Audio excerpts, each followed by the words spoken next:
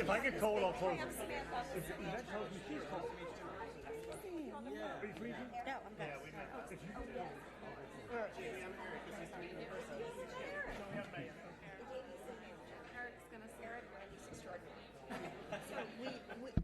I'm sorry we're a little late, but everyone take a seat, please. Where did he decide Eric would sit? Oh, I can pop him. He's either there or there. Yeah. Yeah, I don't think we. Okay, the regular session of Capitola City Council is in order. Pledge of allegiance.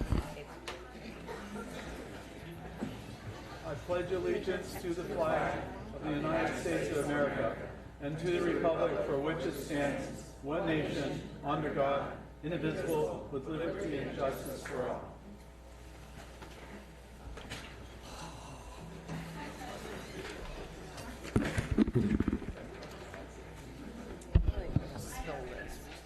Far away from me. Knock it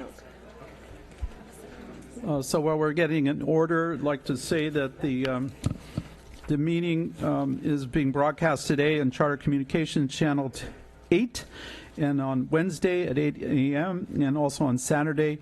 And you could also go to our website and see it as soon as it gets loaded up. Benjamin is running the controls. Is there a report on closed session, please? Yes. We held 2 closed sessions, both conference with legal counsel, one under Government Code Section 54956.9D2, the second under Government Code Section 54956.9D4. No reportable action was taken. Thank you, Sam. Any additional materials received? Yes, we received 22 additional material comment items for item 8A, and they're available in the back. Thank you. Deletions and additions to the agenda? None. Okay. Now is the time for public comments. Anyone in the audience who would like to make a comment, you have 3 minutes. Only on items that are not on the agenda. Thank you. Please come forward. Good evening.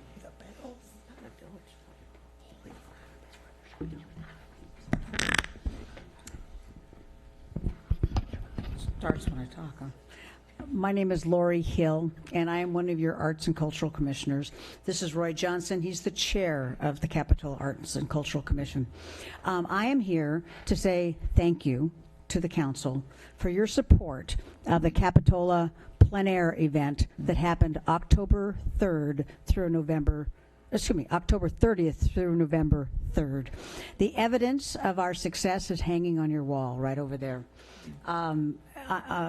I will let Sam Story, Councilmember Story, name the winners over there, but these are 3 pieces of art that were collected for the city's art collection as a result of this event. This event brought 40 professional artists to Capitola. They produced over 200 pieces of art. These artists were juried in. They painted from the 30th through the 3rd. We had a special quick draw event that took place on Saturday, well attended. The art sales were great. The attendance at the events was great. We had great art education, both from our sponsors as well as from the program at the tannery. So this was truly a community involvement with art. And I want to thank the commission for continuing to support this event. This is our 5th annual. I've been the co-chair for 3 years before this year, and this year I stepped up to be the chair. A lot of work, but at the same time, a lot of rewards. So anything you want to say, Roy? Well, I would first just like to thank Lori. She is the epitome of what I like to say, you can make a difference. The Arts Commission is totally all volunteer, and I have noticed in my 10 years that I've been there, one person can make a lot of difference. You get an idea for something, it can happen, and Lori has made this event happen, and I think it's going to go on forever because she is one of the key people that made it happen. So I would like to just thank Lori. Thank you, Roy. I want to say that if anybody has a question about what plein air is, I left a postcard there. And our marketing materials really showed it clearly. It is an artist with an easel painting outdoors. And if you would see on Saturday the hundreds of people that clustered around the 35 artists that decided to take 2 hours to paint one picture, put it on display, put it on exhibition, and sell it was just so exciting. The buzz in the village was so exciting. So we are now being compared to places like Los Gatos, like Carmel, places that have had plein air for decades. Although that's not something that I aspire to, when they say we're doing such a good job, we're in that league, I feel proud of that. So what I want to say to you tonight is, again, thank you. I have a sponsor plaque for you. But lastly, I do want to say, keep art in your heart. It means a lot to this community, and anybody who was at this event and saw the participation of both the artists and the attendees and participated and bought art, we value quality art. Quality, professional art. And you're going to be looking at a project tonight that, you know, has art components to it. Please keep that value high in your heart because your community values it. So thank you very much. Thank you, Lori. Thank you. If I may, Lori, did you want me to announce the winners? And I will do that. Before I do that, though, I personally wanted to thank Lori and Roy because it takes a tremendous amount of work, logistical work, to coordinate all these artists, have them come and be here for 3 days, and then to coordinate a showing, a one-time showing at New Brighton School. So thank you for doing that volunteer work. And with that, let me announce the winners. And if everybody, I'll start with this small one here. This was the winner of the quick draw. Somebody had to do this within 2 hours. There were 35 artists that competed for this, and I think it's amazing results in 2 hours. And the winner, it's called A Perfect Day at the Beach by Annie Haynes, and it's the quick draw. Oh, thank you, Linda. A Perfect Day at the Beach, Annie Haynes, 2019 Capitola Plein Air Quick Draw winner. So congratulations to Annie. I'm going to go now to the second place winner in the showing.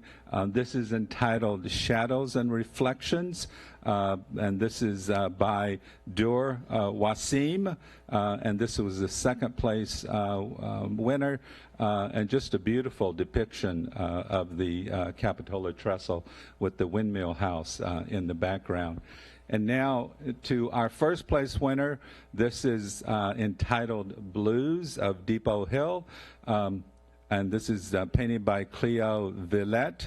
And this is our first place winner, and very atmospheric use of color in this painting. So wonderful paintings, and we really appreciate being able to share them here in City Hall. Thank you.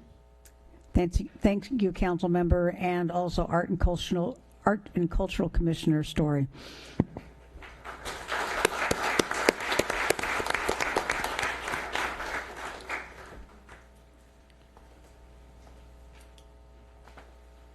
Hi, Glenn. Hi. Excuse me. Mayor and council members, my name is Glenn Hanna. I'm here tonight to talk to you about parking space markings in private malls and businesses. I would call your attention to the condition of the parking space markings in the Red Tree properties, or Nob Hill as it may be known. They're a mess. They're illegible. I would ask that each of you go down and take a look at them and compare them with the new markings that the sanitation district just did when they dug up the parking lot for the pump station. I don't know if, excuse me, I don't know if we have the ability to make in the development process of various malls and shopping centers the requirements that these parking spaces be maintained so that you can find out where you're supposed to put your car. It's a mess, and I would suggest that we consider, if it's possible, to insist in any future development that these be maintained in legible conditions, and I certainly would suggest that we go down and talk to the owners, the Red Tree people. It is a literal mess, and I would hope that in your busy schedules you have time to go down and take a look and see what I'm talking about. I appreciate your interest, and thank you. No, Glenn, you're absolutely right, especially at night. It's very difficult. Thank you. Hello. On the bright side of things, Charlie Thomas, Capitola. We live on Park Avenue, and just wanted to say thanks to the city for finally putting in sidewalks. Holy smokes. You don't know how many people are happy about that, you know. So, and the crew that, because, you know, our property certainly has been affected by it, but I would say that the crew that's doing it, we've actually gotten to know a lot of them, someone personally, really a good group of guys, hard workers.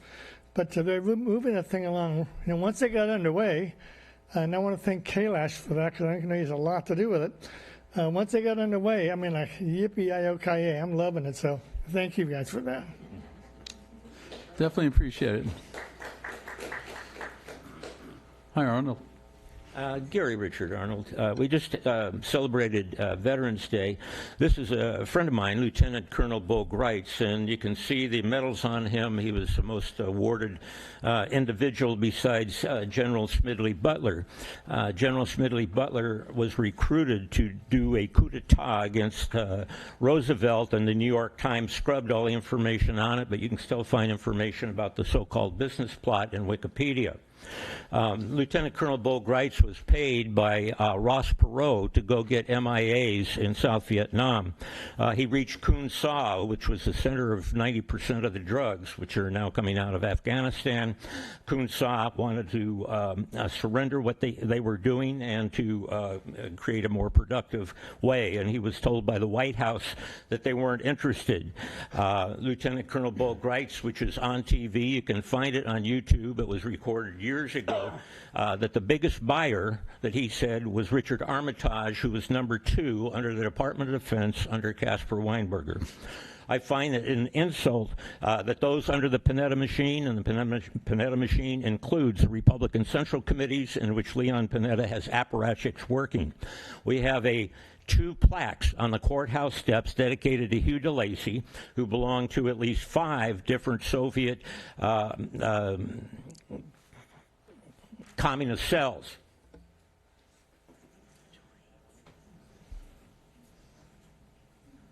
Hugh DeLacy supported Mao, was invited to Mao.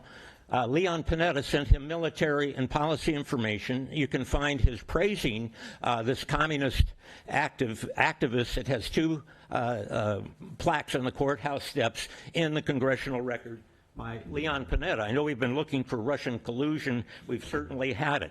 Also, Hugh DeLacy is old enough that during World War I, he was supporting the Nazis' division of Poland. He's not a good guy. And the politicians throughout the Panetta-gate or Panetta-stan continue to support this evil person that hates America. This happens to be the so-called driver for Dianne Feinstein. We were told he was just a driver, a cabbie. He's been working for Communist Red China since the early days. This is at least 30 years old, where he's gathering petitions for Dianne Feinstein, whose husband has all kinds of contracts with Communist China, as does Kerry and Hunter Biden.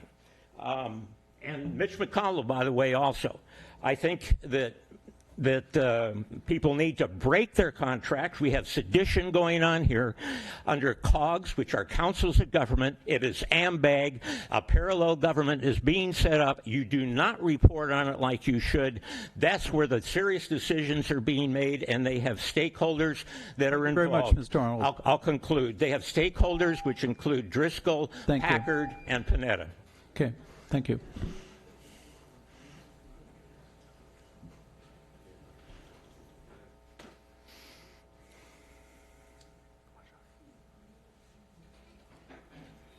Hello, all. My name is Joe Downey. You put a yellow thing in. This is just comments now from the public. You aren't limited, just limited to 3 minutes. Okay, thank you. My name is Joe Downey. I've been a resident of Capitola for 4 years. I want to, first of all, thank you for all that you do. I take great pride in living here. I'm here to reiterate my request for banning of gas-powered leaf blowers. As I said in my email, I take long walks with my lab golden retriever Millie, and we're walking around the community a lot, and we more than ever see a lot of gas-powered leaf blowers doing more than blowing leaves. We see these huge plumes of smoke. Well, I say smoke, huge plumes of debris. And so there's a couple things that are going on when you look at that. The hydrocarbons are being emitted into the air, the pollutants. It's terrible for the environment. The second thing is just we think of called a gas powered, or it's called a leaf blower, but it's really it's more than just leaves are being blown into the environment. There's it's been studied, and there's animal feces, pesticides, chemicals, pollen, mold, and a lot of other things that are being spread into the environment. And so I think it's a big health issue.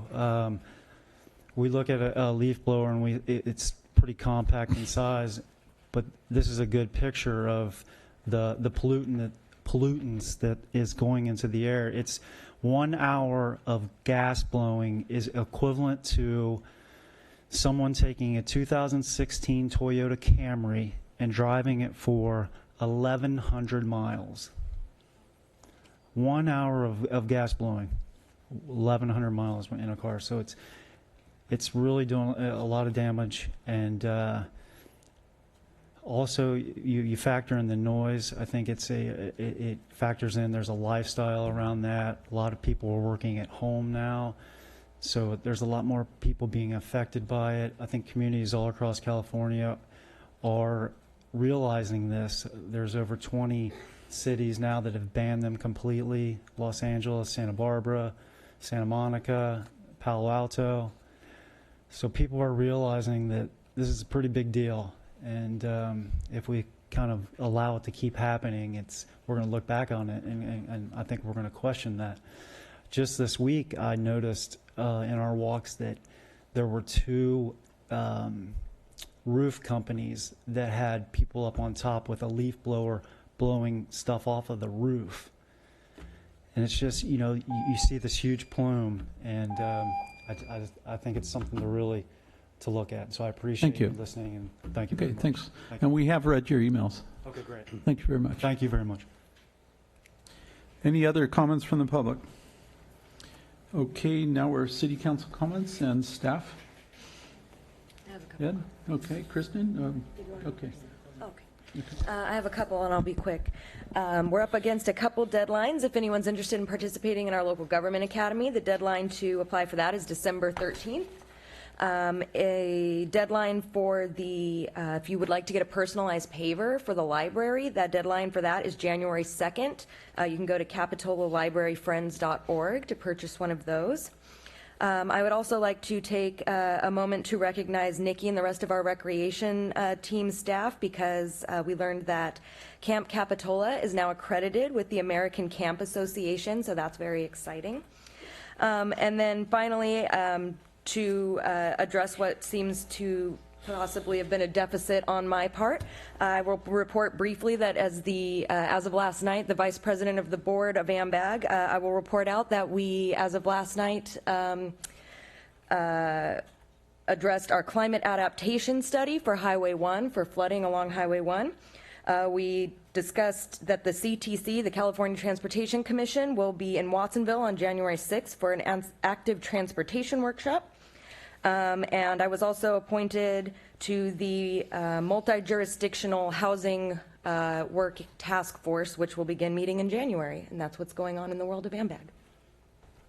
Thank you. I think, Sam, you had expressed an interest. Oh, yeah, thank you, Mayor. I wanted to follow up with comments made by Mr. Brown concerning the gas-powered leaf blowers. And I'd like to ask staff if they would refer that issue to our Commission on the Environment and to study it, discuss it, and maybe come back with a recommendation to council. Thank you.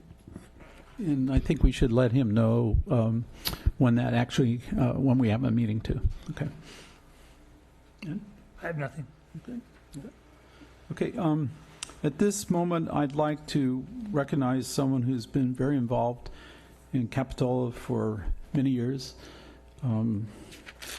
That's Ron Graves. He passed away recently, and I have yet to talk to his wife. I've been told that this is a very hard time, and I could totally understand that. I'm not prepared to say all the things that he's done, but he had been on the city council for I don't know how many terms. He's probably been mayor for 3 or 4 times. He came here, he was a PG&E rep, reading meters and solving problems in Capitola and San Lorenzo Valley. And because of that, he got to love this area and decided that it was time to give something back. And that's when he decided to run. I've known him for a long time. When I first came here and met him at Zelda's in the morning, I'd sit and talk about politics, and boy, he was a little hard on me. You know, he made me think about things, and he's one of the people that gave me some insights into what it really means to be someone who gets asked to be elected and then hopefully chosen and then actually be in this position. So my heart goes out to him. He was a wonderful person. I always wondered, he'd come down. There'd be some item on the agenda. He'd come down, and we'd let him talk for as long as necessary because everything he had to say was very insightful. He had a lot to say that was connected with things in the past that we had no idea about. Just a wonderful person to be a part of Capitola. I wished I had prepared a whole list. I think we should do that. The city council here, we've sent some flowers. Yvette took care of that, and we thank her for doing that. So if you're friends with Diane, I think I see a lot of people in the audience here that are friends with Diane. Please reach out to her. It's probably a very, very difficult time in her life. So, moment of silence to recognize Ron Graves.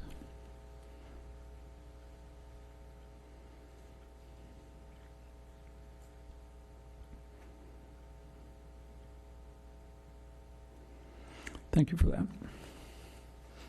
So, any staff comments? I think the only thing I would do is reiterate Kristen's announcement about the Capitola Leadership Academy. Applications are available for anyone who would like to learn about the city of Capitola and about how to participate more with the city of Capitola.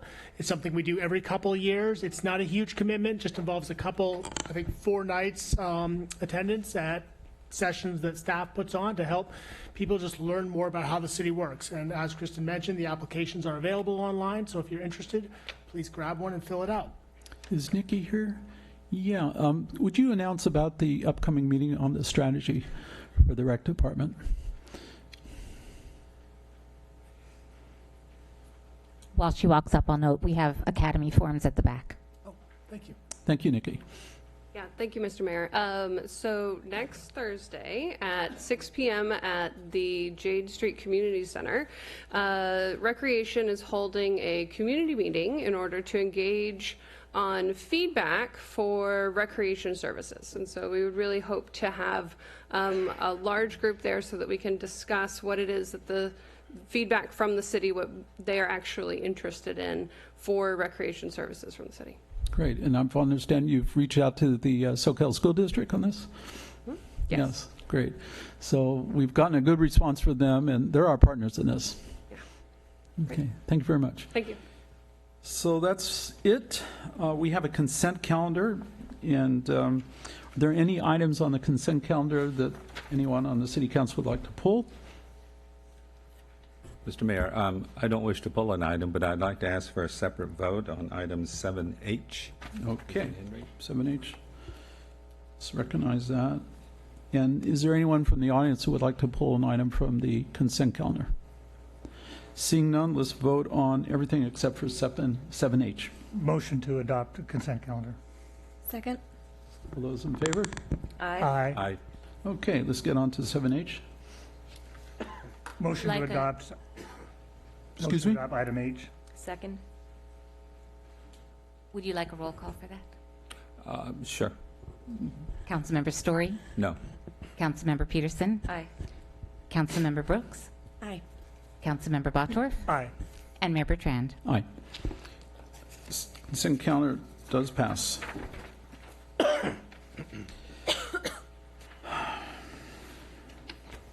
So we're on to the general comments, general government comments on item 8A. And at this point, we call on John Schwartz, right? Before we do, I think we just, Madam Clerk, do you think you could outline the speaker slips we're going to be using tonight for those sorry. of you who aren't familiar with this process? Yes, those who arrived at the last minute and didn't get to hear me a couple times. We are using colored cards, and the idea is you get to choose how long you speak, up to 3 minutes. Green cards, 1 minute or less. Yellow cards, 2 minutes. And if you wish to have the full 3 minutes, please select an orange card. We will go by groups. So the first group that gets to speak are the short and sweet green. So everyone with the green card will come up, finish theirs. Second will be the orange group, and second will be the yellow group, and third will be the orange group. And you drop the cards right in the box by the colored lights. Thank you, Linda. Okay. John Schwartz, please review the process. Mayor and Council, first I'd like to take the opportunity to introduce you to our team. As you know, we're in the city of Capitola, we have 2 planners on our planning staff, and with the new development of the mall, we've been bringing forward quite a few contracts to extend our staff and how we're going to be managing the review of the Capitola Mall. So to my right is John Schwartz with JHS Consulting. John is going to be acting throughout the process as an extension of staff for the city of Capitola in the review of the project. I also have from RRM Design here in the audience, Scott Martin, who is an architect with RRM Design, and Matt Otteson, senior planner with RRM Design. We've hired them to do the design review, look at the project, the site planning, as well as the architecture, and they've given preliminary feedback at this point of the conceptual review, but when the actual full application comes in January, RRM Design will be doing the full analysis of the design review on the actual project that's submitted. Also on our team is Eric Phillips, and Eric's an extension of our city attorney's office. He was recently hired by Burke due to his experience with development agreements, so he's also going to be working for the city and helping in the review of this project. And so that is the city team that's been put together to work on the new mall redevelopment. And I think we've got the A team working for our side, so it's a great team. And with that, Thanks for that introduction. Thank you, Katie. John, it's your turn now. Good evening, Mr. Mayor, members of the council. Thank you again. I'm John Schwartz, contract planner with the city. This item tonight is a conceptual review for redevelopment of a substantial portion of the Capitola Mall property.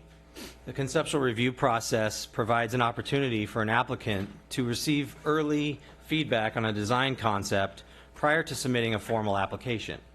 In this case, the applicant, Merlone Geyer Partners, is seeking guidance tonight on the initial design for redevelopment of a large portion of the mall property. Just for everyone's benefit, I'm going to just walk through quickly the process we see for this item tonight. I'll give a little discussion of the conceptual review process, touch on some of the initial city and stakeholder feedback on the application. Then Merlone Geyer will talk about the project itself and give an overview of the proposal. They'll be followed by RRM Design, the city's design review consultant, who has reviewed the plans and given us some initial feedback. They'll walk through the results of that feedback tonight. And we can clarify any questions from council with the applicant or staff. And then I believe you'll open the public hearing and we'll take comments. And then we'd like to end with some discussion and guidance from the council on the proposal. I know everyone is familiar with the mall site, but just to set the table very quickly, the mall property as a whole is about 46 acres in size. As everyone knows, it's located on the west side of 41st Avenue between Clares and Capitola Road. Currently, there is roughly 640,000 square feet of retail space on about 10 parcels on the site. The property as a whole is surrounded by a mix of commercial development with some residential to the west and southwest, as you can kind of see in this aerial photo. Over the last decade, the city has been focused on the long-term viability of the Capitola Mall property and has created specific goals and policies and actions within the general plan, which was updated in 2014, to incentivize and guide redevelopment of the site. In 2018, the city adopted the new zoning code, which is intended to implement the guidance from the general plan. The site itself has a designation of regional commercial, which is intended for general retail and services for residents, employees, and regional visitors to the area. This designation allows a maximum floor area ratio, or FAR, of 1.5, with an allowance to go up to 2.0 if certain conditions are met. Again, I'm not going to spend any time on this tonight. Merlone Geyer is going to talk about the project, but just to give us some quick context about what we're talking about. They are proposing to redevelop about 31.4 acres of the mall property with about 339,000 square feet of commercial space that would be a mix of retail, entertainment, fitness, and then also 637 residential units within a 7-story building and a 5-story building along 38th Avenue. Various transportation improvements would be included to build out a grid street pattern and relocate the metro station, and a variety of utility and other infrastructure improvements would occur on the site. The future application is anticipated to include a plan development zoning, a vesting tentative map, a design permit, and a master sign program. The applicant is seeking a plan development zoning, which the main purpose of a PD zoning is to allow for high-quality development that may deviate from the standards and regulations of the typical zoning districts. The idea behind a plan development is to provide flexibility and creativity on unique circumstances, to allow an applicant to take advantage of unique characteristics on a site and to hopefully develop projects that provide substantial public benefit. This chart just shows a few of the main development standards that would apply under the existing and the proposed designation. The main point here is that as part of the project, the applicant is looking to consolidate the residential on one portion of the property and therefore is requesting an increase in the allowable height. A plan development zoning to be approved must illustrate how the development would be superior to what would be allowed under the regular designation, and how the project is going to achieve the substantial public benefits. Again, there's no action tonight or approval tonight, but ultimately, in order to approve a PD zoning on the site, the City Council would need to make that essential finding. Public benefits, I won't read through this list. You can get a quick idea. These are the types of examples of public benefits that we're talking about when the city is talking about looking for such benefits. So in terms of process and next steps, after this hearing tonight, the applicant will take the feedback that they've heard from the commission last week and from you tonight. They will go back and refine the project design and description and submit a formal application. We currently expect that's going to happen right after the turn of the year, sometime in January. At that point in time, staff will conduct the full review and processing of the application. This will include staff review of the plan set, coordinating with stakeholders and agencies and other interested parties. It will include a more detailed design review by RRM. And then at that point in time, the environmental review process that's required under the California Environmental Quality Act, or CEQA, will also occur. The city has contracted with DUDEC to prepare an EIR, Environmental Impact Report, for the project. Initial work has begun on the EIR at this time, but the bulk of the work will really get going in earnest once the formal submittal comes in. The EIR itself will look at a host of technical issues: traffic, air quality, noise, soil conditions, cultural resources, utilities and services availability, things like that. Technical studies like a traffic analysis and the utility studies will be attached as part of that EIR package. That process will allow for additional opportunities for public involvement and input. Once the EIR gets underway in January, we will release a notice of preparation, or NOP, that alerts the agencies and the public that the EIR process is fully commencing. During that time, the city will hold a public EIR scoping meeting to solicit input and feedback from the public as to what we want to see in the environmental analysis for the project.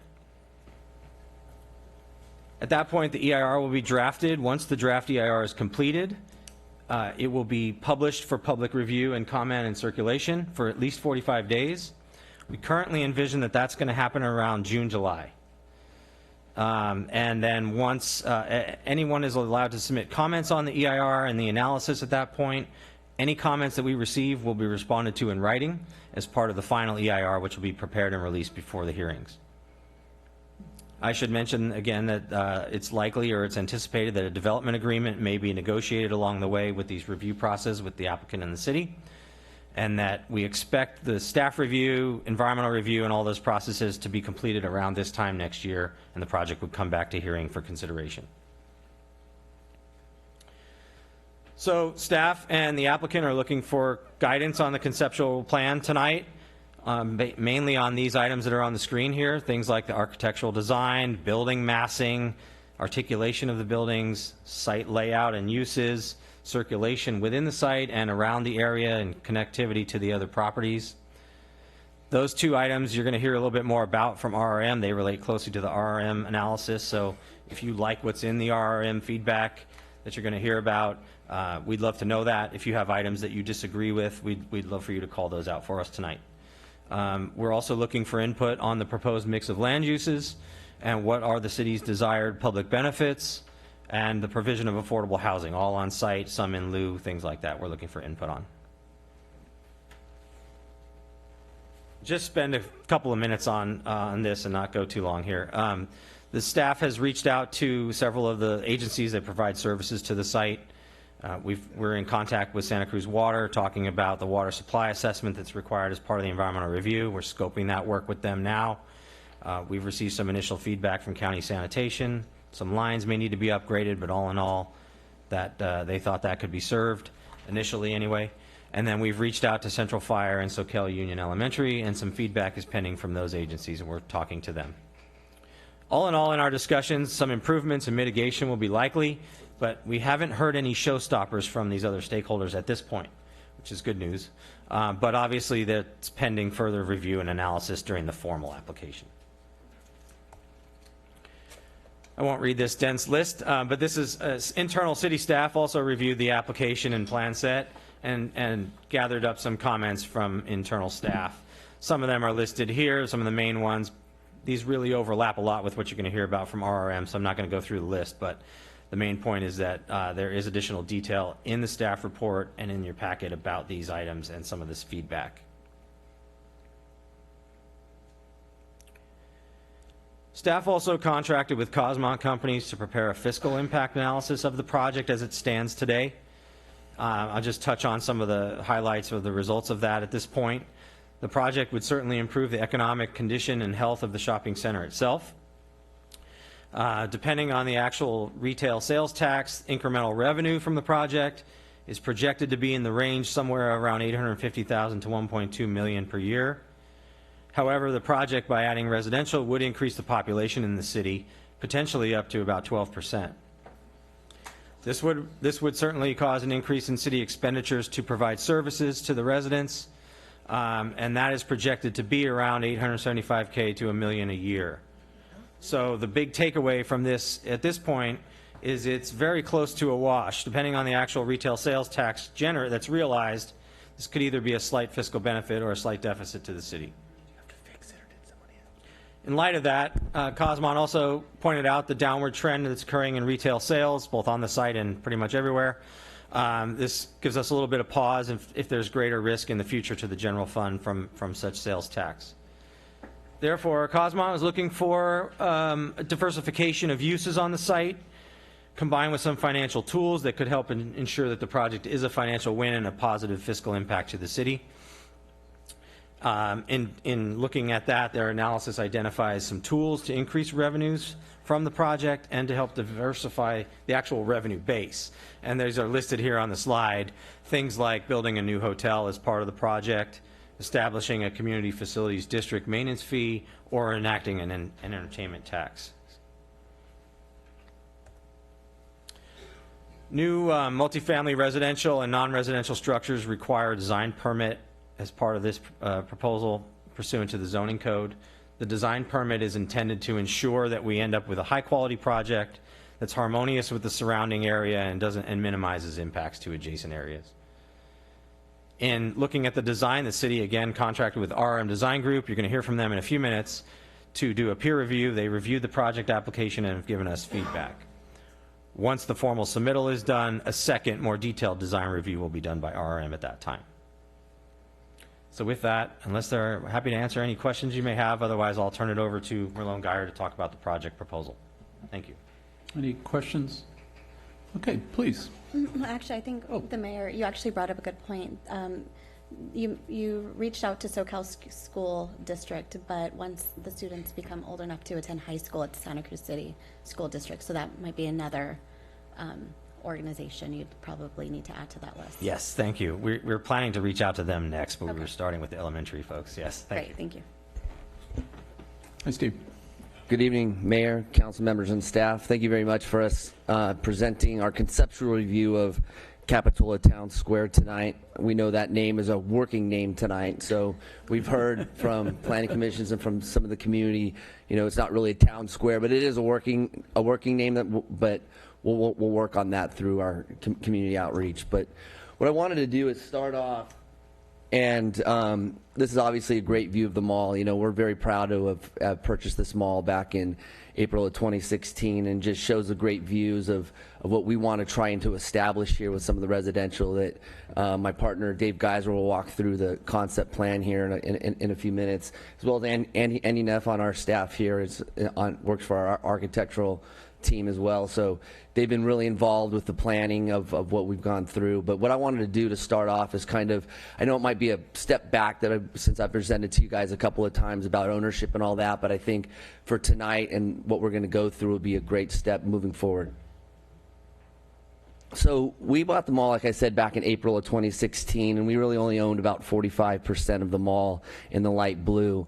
This shows that there's 8 ownership entities on the mall and 46 acres, so that we do have there's a lot of control that was on site when we purchased it. There is a reciprocal easement agreement on site, which has site plan controls.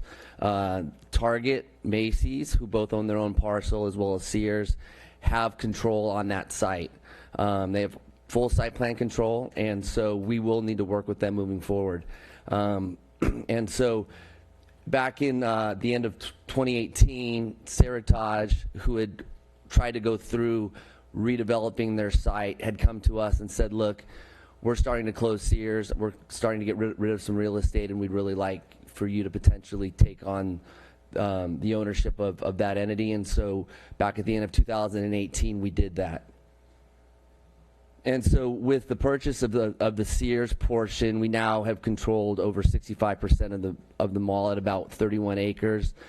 And this goes to show you that now there's only 7 owners on the site. We have been talking to all the owners on the site. We have talked to them about what our potential plans are moving forward. We have been in contact with Target and Macy's to get their approval moving forward, as well as Kohl's. Kohl's has preliminary given us some feedback, and they're generally positive about the project, as well as Macy's, and we're still waiting feedback from Target. But so I just wanted to kind of lay the groundwork here and just show what we control and what we own as of today. And so this is just a quick schedule going through. Back in January of 2018, we had a community meeting to talk about how we could potentially, as I mentioned, the small portion of the mall at the interior of the mall and Kohl's, and what we could do. And we presented basically a renovation of the mall, adding some uses to the mall that weren't currently there, potentially moving some retail out to 41st Avenue. And that really was very underwhelming to the community, and we took that back, although we thought that what we presented looked really great and redeveloping that mall looked really great.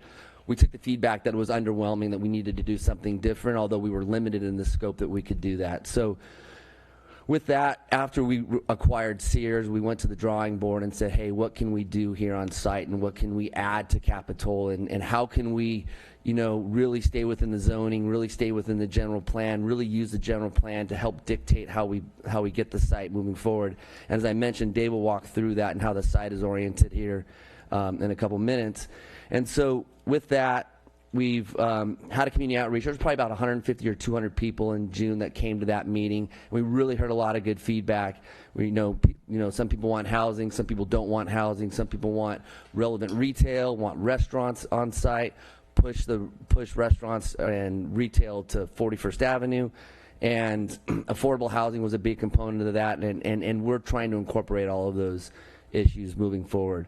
So with that, we've been to the Planning Commission last week, and we're in front of you tonight on a conceptual review. We're excited to hear some feedback from you tonight, as well as the Planning Commission, as well from staff, as well as from RRM, to take that back. And with that, in the next 6 weeks or so to 8 weeks, we will take that back and redevelop our plans, and then come back with a formal application here in January of next year. And as staff had mentioned, we will go through an environmental review process. We will get the community involved with that, and during that process, it's going to take 9 to 12 months to get through that process. What we're committed to do is have multiple community outreach meetings, go talk to the County of Santa Cruz, go meet with other community groups that want to sit down and talk about the project. We have a website that we've developed that you can go on site and you can look at what's happening. They're going to have FAQs on that site, so you can, if there's frequently asked questions in which you can get answers to, and we'll also have comments so that if people have questions or comments, that they can bring those back to us so that we can help incorporate that through our development of the site. And please note that this is our first take at the site. The site plan that you see today will most likely change somewhat during this process as we move forward. And so just wanted to touch base on that. And as staff had mentioned, we are looking for a development agreement. We are looking for a master sign program, a VTTM, a plan development zoning as well. And staff did mention on the economic analysis, this is very critical to both us and to the city, that a project that we bring forward is both economically viable for the city as well as for us. So, as I know it's a bit an initial pass done by Cosmont, who's a very respectable firm. We've also done an economic analysis, and our goal is within the next 30 to 60 days to get both groups into the room, talk about that analysis, where that analysis went, so that we can all work together on bringing the right project back here for formal approval back in the fall of next year. And with that, we hope to get done in fall of next year. We would then, we actually had a meeting with Metro today. We're moving those plans forward. Our goal is to get an approval through Metro to move their Metro station from the front of the mall to the back between Macy's and Kohl's, which Dave will touch base on here in a second, probably by summertime of next year. So that'll be one process of us moving forward and getting some more approvals. With that in mind, our goal is to start plan checking and permitting by spring or summer of 21, and then it'll take us roughly 30 months or so to build the project out. And we don't have a phasing plan just yet, since we are in the conceptual review, but we will probably do a very phased development moving forward. But the goal is to build the retail, to build the entertainment uses, and a portion of the residential up front, depending on the way the market's working today. So with that said, we really took to heart on the general plan and and know that you guys really spent a lot of time on a visioning document in order for us to set the site plan up and how that was moving forward. And I'm not going to read every single one of these, but it was a phased mall redevelopment. We want a metro relocation, what we've seen, public gathering places, public amenities, walkability. We've heard a lot of comments from the community about bikeability that we're going to work on. And like I said, this plan's not perfect. It's just our conceptual plan moving forward. We really like the layout of the plan. And with that, I'll turn it over to Dave to kind of walk you through the site plan and some of the design elements moving forward. Thank you. Thank you, Steve. Mr. Mayor, Honorable Mayor, and Council members. My name is Dave Geiser. I'm the Managing Director of Design and Construction for Malone Geyer Partners, have been for the last 22 years. We've got a lot of experience in the mall business and redevelopment, and hopefully we've got the A team too, with our architects and civil engineers, landscape architects and planners, as well as our leasing folks that are all who are also in-house with us to develop a plan that we hope and plan to be successful as well. Our plan, as Stephen mentioned, our plan here is to demolish a good portion of the existing mall.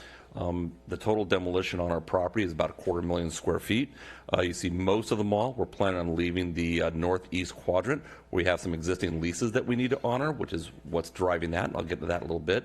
But we're leaving the majors. Target and Macy's obviously own their own buildings and parking areas, and Kohl's has a long-term lease. So we're demolishing the rest in order. Sorry. Here we go. And this is kind of a aerial and kind of what we're planning to do here, which is to create a main street. We're relocating the entrance off 41st Avenue to line with the center of the mall. You see the northeast quadrant remaining, and Kohl's there to the right remaining. And then off to the left, you see our two-story theater over ground floor retail, residential over ground floor retail. We're actually continuing 38th Street through the center of the mall. The idea is to create street grids to where the existing mall was at the center and that you had to drive around. We're trying to tie the experience of the mall in a street grid where you're able to drive through the mall in many directions to increase the ingress and egress out of the site, thereby hopefully increasing or bettering the traffic patterns around the mall. And also then we find that tenants today like the open air environment, more of a it's something where you can drive by the front of a retail space, have some convenience parking nearby, and then park on the on the greater parking areas around there. And we've found great success in doing this in other projects, and we think it's highly appropriate here. We're also bringing buildings up to 41st Street, and we're actually, one of the real benefits of the project, none of the water that falls in this project today is treated. We're not only going to treat every drop of project that falls on what we hold today, but also we're going to create storage per the requirements of the city as well. So we think that from a sustainability standpoint, and I'll point out how we're going to accomplish some of that as well. So here you see how we're talking about moving the main street through the project from, it enters basically in front of Kohl's today, moving that to the south, adding another drive, moving the driveway that heads into the Sears further south as well. We're going to extend 38th Street through the mall all the way up to Claire's. So we're creating this intersection at the center, what we're calling it Town Square. Again, working title, happy to hear input on that. But the idea is that where there's no open space today or places to gather at the mall, literally zero, we now have in the retail area 20% open space, and in the residential component about 15% open space. So the idea is that we're creating these pocket parks, walking experience with small pockets, but in the main area at the convergence is where we have this wonderful outdoor gathering space, and I'll go through that when we get to the landscape area. In the magenta here, that's the retail that's underneath residential. The pink represents straight new retail buildings, and the blue represents retail that's going to stay. On site today, there's about 640,000 square feet of retail.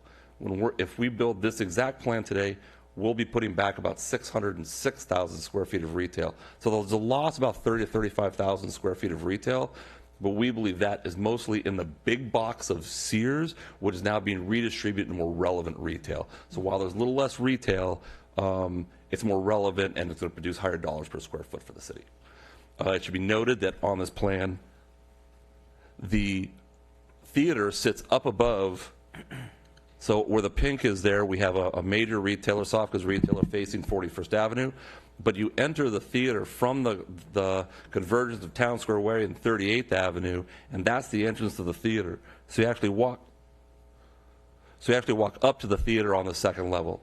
And here you see the second levels and above in the residential. These are internalized parking structures for the residential, and then you see the second floors of Macy's and Target here. Part of what we're proposing is a master sign program. There's a lack of overall signage we feel in the development, especially now that we're going to have internal tenants of the mall that are on these streets. There's going to be a demand for additional signage. We are proposing at the main entrances additional signage, refurbishing the existing signs that are on site. We have obligations to Target and Macy's to represent their signage out on facing 41st Avenue. So we're proposing to continue that. You'll see that in some of the designs that we're doing. But major tenants want signage. And I think for us to be successful, we need to make the effort to provide them with the signs that they think they need in order to attract the national tenants that we think are going to serve as anchors for the center. Again, we're trying to land on a name, but we're trying to land on some identities for the signage. Right now, we're using Capitola Square, Town Square. Again, we're open to suggestions. It's been suggested to be East Village or some other things. We're open here on naming of the center. We think what we've heard in all of our community outreach is to try to preserve the name Capitola in the name, which is what we're trying to do here. These are some depiction of what potential sign designs. These are preliminary and conceptual. Really, we're looking for feedback on design, height, and number. So let's get to the project. So from a design standpoint, this is, and I'll try to guide you around. So we submitted a package of about 75 pages. These are simply some representative pages out of that package. So we've stripped out of these today things that you wouldn't be able to read from this level, such as there's a lot of materials that are represented, a lot of call-outs, four-sided elevations for all of the buildings. We're simply trying to keep this relatively short, but give you a snapshot of what's here. But please refer to your packages and the staff report to the full submittal. So here we're looking at Capitola Road is on our left here. This would be what we're calling 40th Avenue running through the front of the shops here. We've got retail on the ground floor, anchor tenants, with residential up above. This is where the theater sits on top of the major tenant. The idea here was trying to grab some graphics, something to lighten up the, instead of just having big box and amount of plaster here, there's a couple of graphic program that we, using murals, and again, trying to incorporate some of the art and fun flavor that we see as Capitola, and we're not saying that this is what it is, but some kind of graphic that serves up on the second floor, tastefully done. Here we're representing the Target sign that out faces 41st. Is something that we need to carry forward as well. But again, ground floor retail with theater up above. And then this is, now we're into the project, where this is the 38th, heading out to Capitola on your right, back to 41st on your left. This is the two-story theater, the second floor theater that you're entering at the ground level from that main intersection into the project, trying to give it its own identity. Again, ground level shops on both sides, activating the street. And then this would be further down 38th. This is the residential that sits on the road coming from that main square out to 38th Street.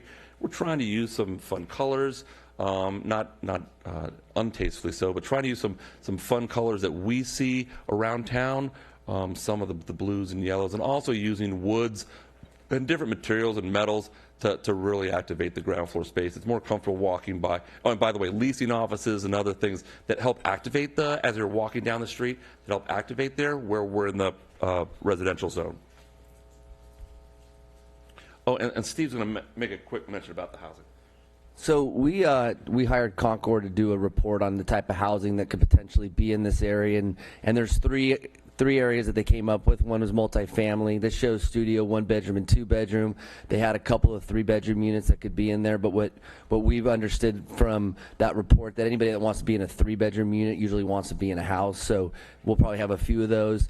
Market driven and affordable housing, we've heard from the community, it'll be per the city standard. We'll work with staff and on that moving forward. There's also potential for independent living and senior living here as well. So and this is going to be market driven. It's going to be what the market can handle at that point in time. And so just wanted to give you a quick update on how we got to that type of housing on site. Thank you, Steve.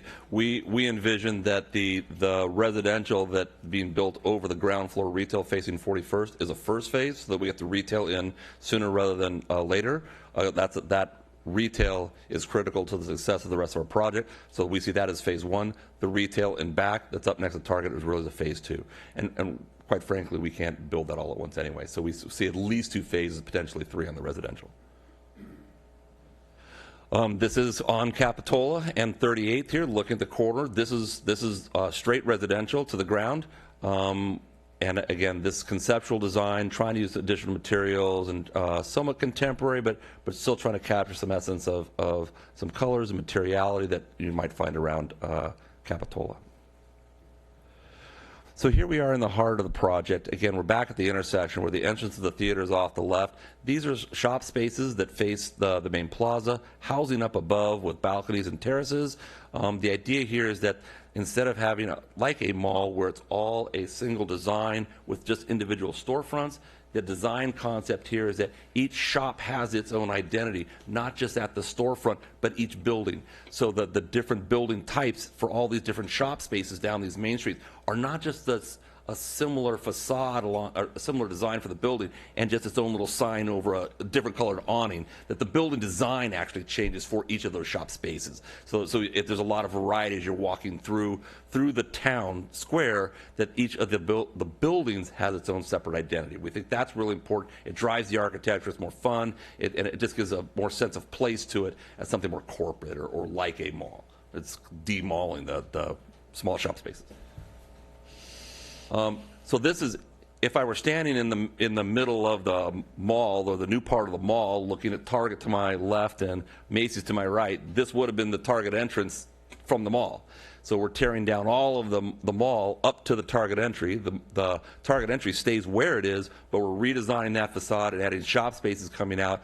There's a large development or outdoor eating space. We envision some of these to be restaurant here with outdoor eating, with new plaza space, hangout, play areas for the kids, artwork, etc. We're working on that, but that's the view looking at the Target. Turning around now, looking the other way towards the Macy's entrance.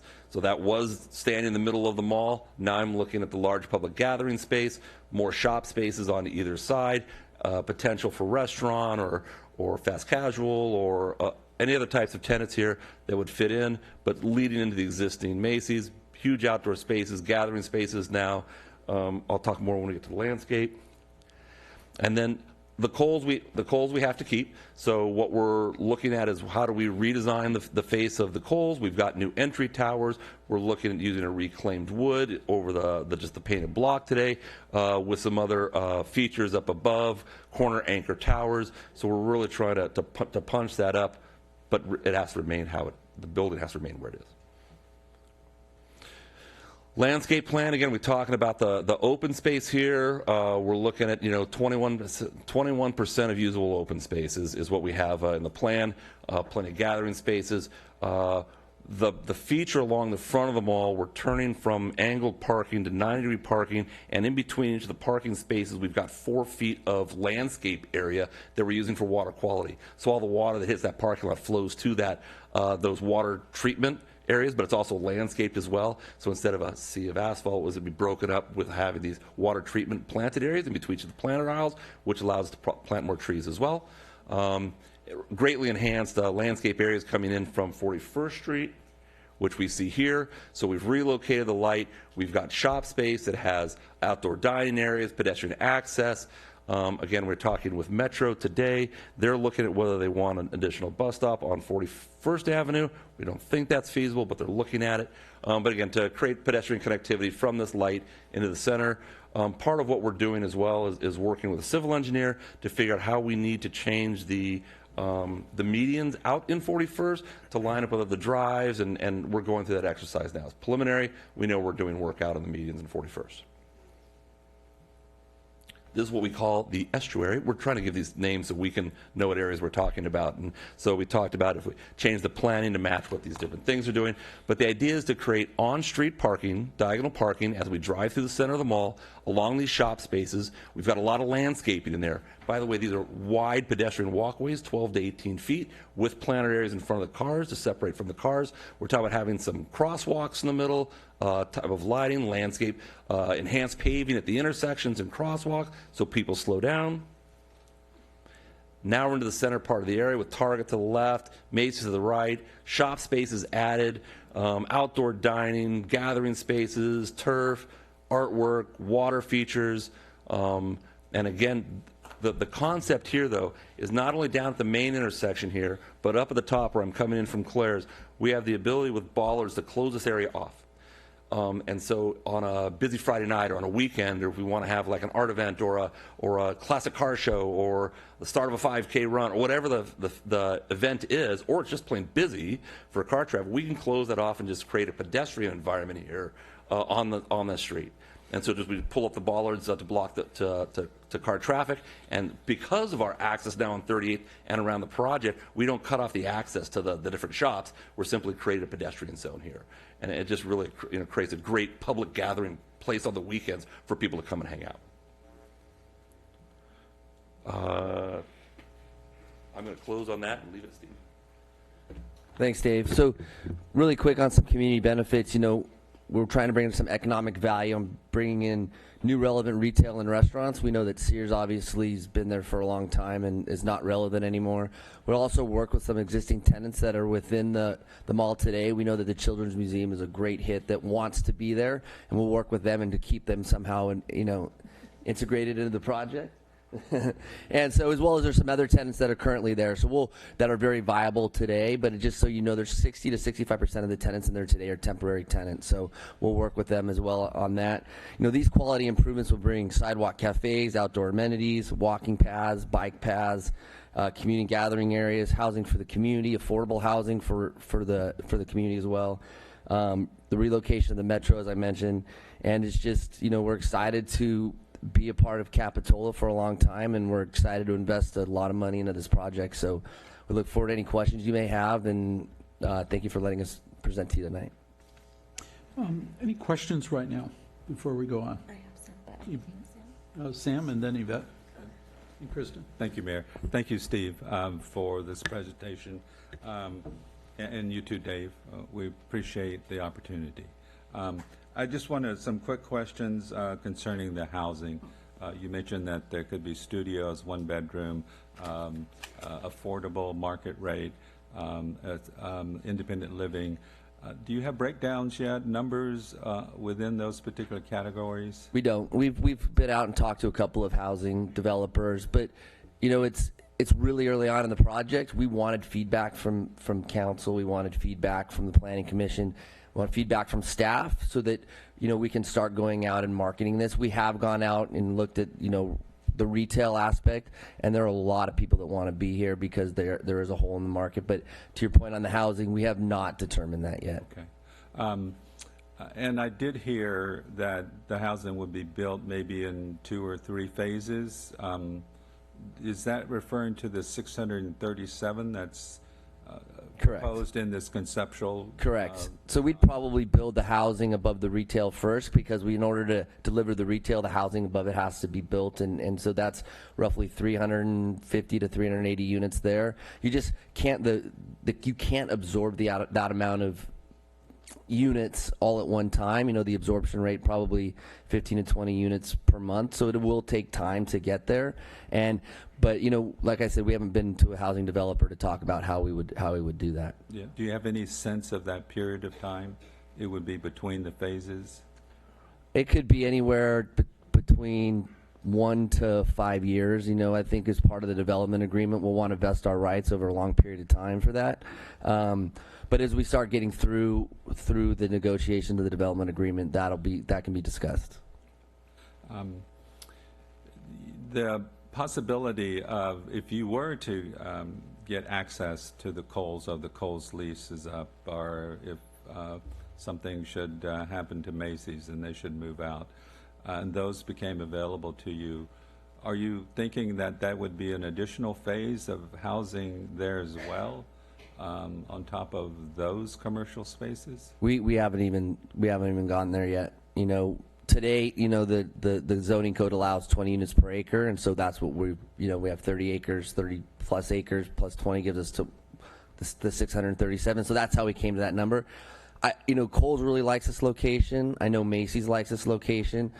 As you read the news, who knows what's going to happen to them in the long term? But by giving us the plan development zoning, it'll allow us to move forward and come back. But we would have to come back with a site plan approval on that anyway. But I don't know today. Okay.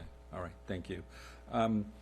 Also a question on the Target, the front of Target. That looked like a nice design, but I was curious about, is the Target parking garage that's there currently, is that going to be torn down? That is not going to be altered. We'll probably paint it and add some lighting to it, and we won't leave it as it is today. We'll figure out what to do with that. Okay. So yeah, it's in the package. So there's some painting on it, some signage, and so. Okay, so, I mean, that will still be there then in Correct. front of the entrance to Target? Correct. As it is now? Yep. Okay. The picture up there, looked like that was going away. On the landscape design, the existing trees, the mature trees that are there and are maybe in the way, are you going to replant them and use them on the site? A lot of that is going to be determined by what we hear back from the arborist report and what we have to save. Sure. We find that if there are trees worth saving, we'll work to save them. Parking lot trees have a useful life. When parking lot trees get to be 40, 50 years old, they start suffering from bad pruning and they don't grow well under the pavement, and they've been cut back near power lines. And depending on what we need to do with the grade of the site, will really determine a lot on what we can save. We like an opportunity. They say that the two best times to plant trees are 20 years ago and today. And so if we can get new trees in the ground soon to start growing and providing, a more lush landscape for that mall, we'd rather do that than trying to save 50-year-old poor condition trees. So we need to see the arborist report, Sure. but I think we're looking towards having a really fresh face with new landscape, accent trees, mature trees where we can, or more trees in better planting areas. All right, great. Thank you. You bet. Thank Kristen. Well, you asked first, so. Yeah. Okay. Yeah, I have a couple of questions. I feel like since it is really early on, you might not be able to address them tonight, but I figured I'd just bring them up now. What is your approach to address safety? Will there be like a built-in security? I'm just thinking about like residents, and it's such a large project that, have you thought anything about security models going into the project? We haven't gotten into details on that, but we obviously early, yeah. we obviously have security on site today, and depending on working with the housing developer and security, we want a secure environment. So of course that's going to be very key to us moving forward. And so earlier you presented about traffic, and I know the EIR will address traffic. What is your role in partnering with the city, or how are you going to look at that with us? So we'll look at obviously traffic patterns, where there's some traffic issues, and whatever the traffic analysis determines, and then if there's mitigation or whatever, we'll have to work with the city on figuring out what best ways to handle that. But we just started taking traffic counts, and we haven't seen a traffic study yet, but the traffic study basically will guide the entire EIR process. Okay. Have you looked at possibly moving lines underground, our current lines on 41st Avenue? We looked at that at all?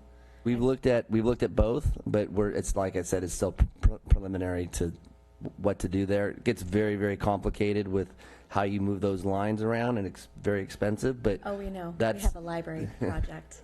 But yes, we will absolutely look at that. Okay. Have you evaluated the cost to possibly move parking underground? No. We know what it costs to park underground. We're going to try to solve our parking solutions above ground. Why are you choosing to group the housing just in two buildings? All put together in one? Because that's the area that we own, and it's probably the best location for the housing right there for access. We don't own the rest of the site, so it makes the most sense as the site lays out. To build just straight up. Mm-hmm. Okay, thank you. All right. I had several questions that were coming from emails we've received from constituents, but I appreciate that a lot of them have been addressed about traffic and bike lanes, school capacities, fire, sanitation, water. So thank you for mentioning those in the presentation. I have a question about the housing. Is it possible, and perhaps our city attorney can help with this also, is it possible or legal to provide a preference for those who already live in the county to have like first dibs on this housing?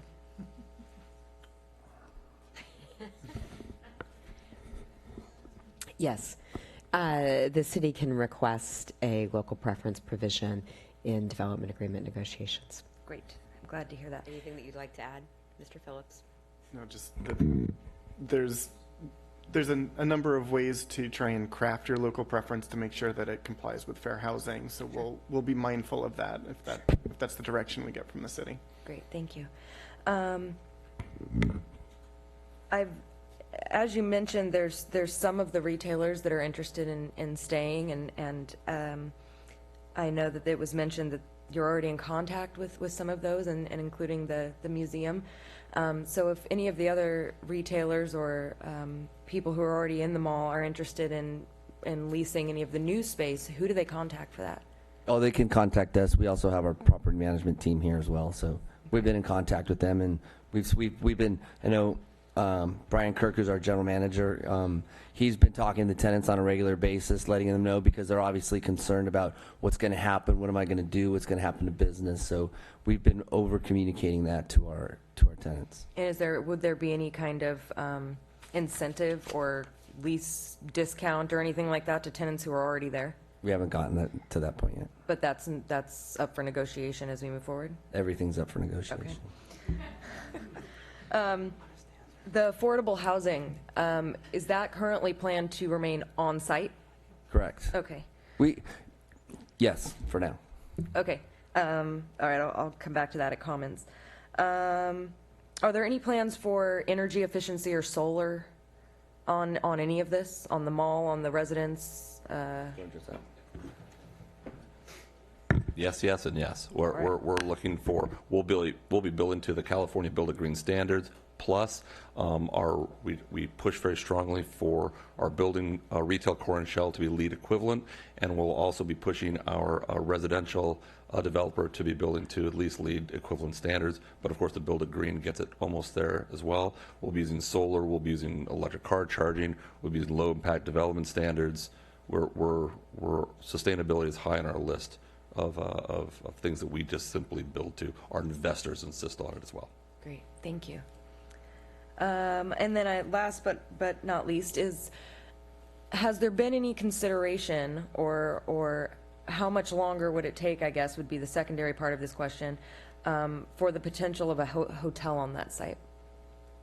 We will study the hotel as part of the environmental review document, and we've been discussing it internally as well as staff, and we will look at the possibility of potentially how we can make that fit on site. Economics for both sides have to work there, but we will study it as part of the environmental document. Great, thank you. So I sat through the city planning review, and a lot of questions I had were answered there, and so many of it just been answered now. So a little finer detail. Someone came in and talked about the markings on the Nob Hill site, and they use the I'm not sure the right name, but it's water infiltration between the car parkings. Okay, and they fail, I think. They're just people walking over them, stuff like that.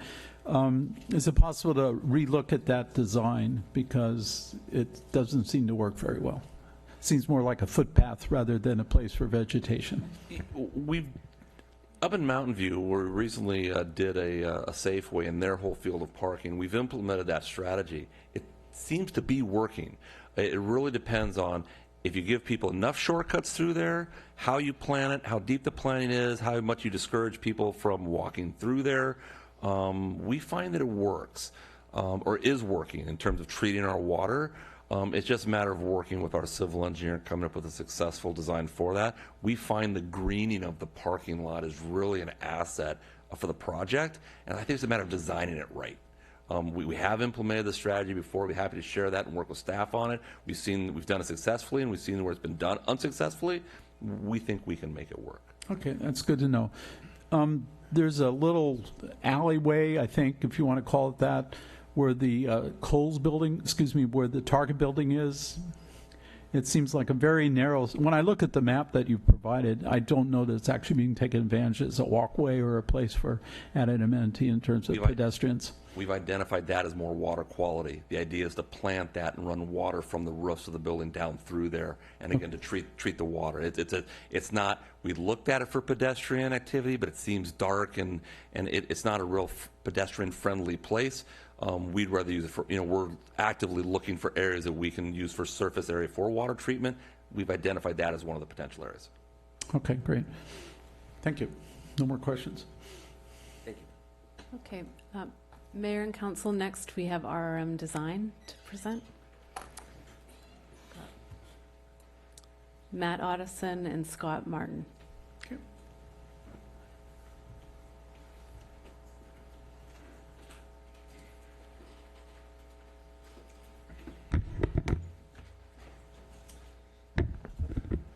Good evening. My name is Matt Otteson. I'm a senior planner with RM Design Group. Just to make sure everyone in the room is aware, in your packets this evening and available online, there is the full version of our design review that we've conducted on this conceptual submittal. Tonight we'll be discussing some of the main takeaways. For the folks at home that may not have the time to read a 25-page report, the main takeaways are summarized at the end of the presentation here. Just a quick overview. We'll go through who we are as a firm, kind of the design review process and framework, the conceptual design review itself, the main takeaways that I mentioned, next steps, and then we'll be available for questions. Quickly, RM Design Group, we're a multidisciplinary design firm, meaning we have architects, landscape architects, planners, and civil engineers on staff. For this effort, we did engage all 4 of those to review this. We work on both the public and private side, so we have experience on both sides of the counter, if you will. We currently conduct design review in a similar capacity for over 24 cities now across California. So the process for this conceptual review thus far has involved a review of the applicant's conceptual design submittal. As the applicant indicated, is very large, 75 pages. We made sure to look through each and every page. We did review the city's relevant general plan and zoning code sections and the guidance that provided. We did conduct a site tour with city staff, as well as a tour of other areas of the city. We did meet with the staff and applicant to hear the presentation of the project, and then we did finally prepare our conceptual review. We were also at the Planning Commission meeting presenting the same presentation last week on November 7th. When we conduct design review, we typically approach it from 4 main categories. We have the site planning, architecture, landscape architecture, and then we typically call general comments. Not as often we touch upon floor plans, civil engineering, and community character, but in particular for this project, we felt that community character, based on the guidance provided in your city's documents, was an important component of this review. Specifically, community character, the general plan talks about the community identity of Capitola. Some key words here are small town feel and coastal village charm. More specifically, the zoning code in the design review portion talks about how a site plan, height, massing, etc. play into that, so that unique coastal character and that distinct sense of place. Some of the imagery you can see up here today, the Venetian, the trestle, some houses around the village area, Six Sisters, etc. I think it's important to note that community character in and of itself is often difficult to point at one thing and capture. It's often a collection of things, a series of buildings, the way landscape is laid out, a natural element. These things together play into that idea of community character, so that's important to keep in mind. So as we dove into the design review, we start with the site planning, and we did hear from the applicant on their approach. I think that there's a great framework here for how the site is laid out. Current conditions today, as we all know, you can't get through very easily from one side to the other. The introduction of streets here really helps that condition. I think one of the things that jumped off the page at us initially is the lack of sort of bicycle infrastructure. I think that's been addressed in our comments here today. And I think there's some opportunity to refine some of those street networks to better connect to that existing context, whether it's on 41st or Capitola Road, than as currently shown. One of the specific roads we wanted to highlight is the what we're calling a tunnel connection through to Target. It runs east to west. On the east elevation, it has a more prominent appearance. The building's set back. There's sidewalks, street trees. It's more inviting for the pedestrian. whereas if you're on 38th, it's a little bit more foreboding, a smaller space. You're unsure if that, what's really going on there. So I think there's some opportunity to improve that experience to make it more inviting to pull people through that space. When we talk about pedestrian walkability, it's the ability to sort of engage with the space in a comfortable manner. We took the village as context to kind of touch on this point. Typically, block lengths in this hover around the 300-foot range, whereas under current conditions at the mall, you're looking at more in the 650 range. I think there's some opportunity there to look at that block length perspective as the street is laid out. Speaking of pedestrian emphasis, I think the applicant has done a great job of focusing a lot of character elements central to the project. Landscaping, seating, lighting, wide sidewalks that really create that inviting experience central to the project. I think when we looked at this, there was, in our minds, some opportunity to extend that out a little bit more to kind of embrace that surrounding context, whether it's Capitola, Claire's, or even out to 41st, to really pull people in and out of the site in a more cohesive manner. And then the pad retail buildings along 41st. It's a great street presence, I think, on 41st, but I think there's some opportunity there for better connection to make the development as a whole feel as a continuous experience rather than as separated as shown. Parking, as the applicant alluded to, they're going to be restriping and increasing the number of spaces. Most of the parking structures have been very well concealed within the project. I think that is a visual benefit to the project. However, there is one elevation where we anticipate it being highly visible from Capitola and Claris, that perhaps some additional refinements there, design enhancements, could minimize that visual impact as shown up at the left portion of the screen there. The applicant has also included parallel and diagonal parking spaces along the main thoroughfares. We think this is a great design element included. It really gives it that kind of Main Street feel. It gives someone who's patronizing the site that quick access to, say, park, jump out, grab your dry cleaning, jump back in, go about your day. I think there is some opportunity to perhaps expand that. Maybe it's on 40th or elsewhere on 38th to really extend that experience on the site. Acknowledging that the site is a lot bigger than the current project, I think there is an opportunity to perhaps hint at the future direction of the mall itself, so that at the end of the day, when the mall is completely built out, there is a unified vision. I think some of the topics I touched on as part of site planning point in that direction, but I think taking a look at that to kind of give people that sense of what the future could hold for the rest is a great idea to consider. With that, I'll turn it over to my colleague, Scott Martin. You're really tall, Matt. Good evening, council members, honorable mayor. Really excited to be engaged with your city. Your city staff has been fabulous. What a wonderful opportunity. So thank you for this. It's been eye-opening to get to know Capitola a little bit, and that is where we're coming from. We're a third-party objective reviewer, and to really sort of embrace ourselves in what is Capitola and what is that culture. It's very clearly spelled out in your policy documents that that is the essence of what your general plan is looking for as development comes into Capitola. That's, as Matt mentioned, it's something very hard to just pinpoint and say. You're not a Santa Barbara that's all white Spanish with red tile roofs.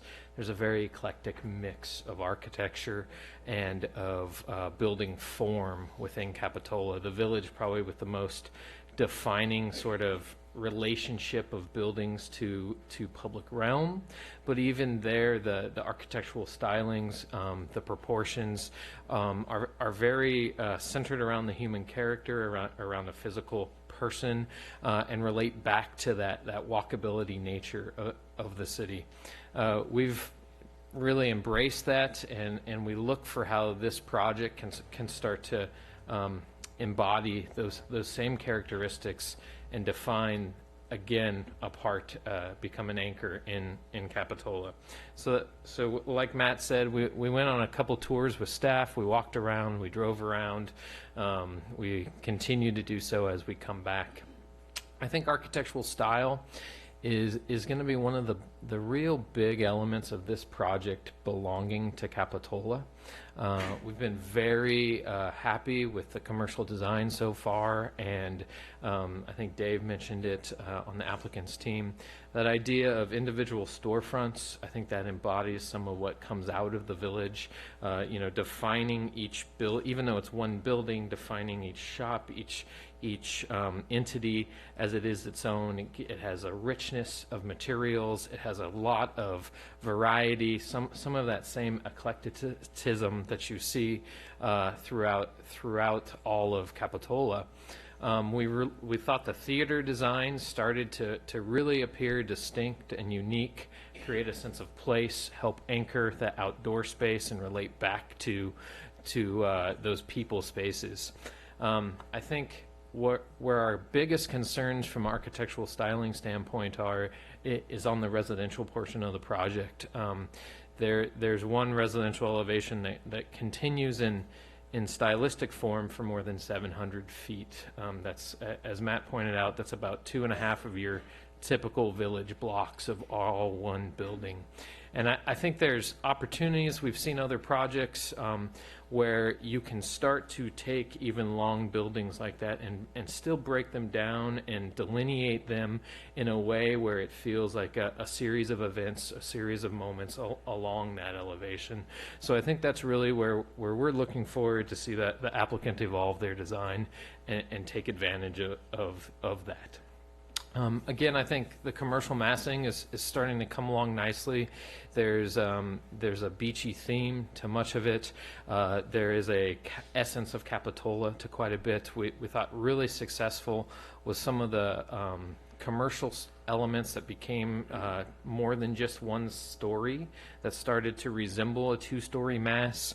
There's things like true roof forms, there's extended gables or overhangs, corbels under there. It's those sort of architectural details and richness that I think provide back to what Capitola is and what quality architecture, which is what your design review is looking for. The residential massing, we feel currently there's a disconnect between the residential and commercial, even on the buildings that are connected physically, the things that are one building. There seems to be a commercial base, building style, building look, and then another residential building just sort of plunked right on top. And we think there's an opportunity for further integration of that. There's many mixed-use successful buildings, I think, that can actually pull some of the retail stylings and some of the residential stylings together in a way that building forms and mass can feel less separated and more a series of smaller buildings. From a neighborhood compatibility standpoint, there's some concerns just about massing and relationship to context. I think that's one of the areas where the applicant could really explore how their project relates to not only the rest of the city, but its direct contents. Of particular concern to us is Capitola Road. What happens directly across Capitola Road is one-story commercial, very pedestrian scale, very low scale. It is a large right-of-way, and we think there's some opportunity for some height once you get to the applicant's project. That goes immediately from one story to all the way up to the 7-story structure, and I think that's rather abrupt. I think providing mechanisms for transition, for scaling as you come into the site may be a more appropriate transitional element at the edges of the project. Beyond that, one of the things we loved about our walking tours around Capitola was those sort of moments of distinction. They're wayfinding devices, the unique architecture, the outdoor public realm, the plazas, the little street decoration. It all becomes ways for you to navigate a larger urban fabric. One of the ways to do that is to really make your intersections special, both from architectural and public realm. And we're looking for a little bit more of that from the applicant. At the ground level, on 38th right now, is proposed retail uses, or pardon me, residential uses as opposed to retail.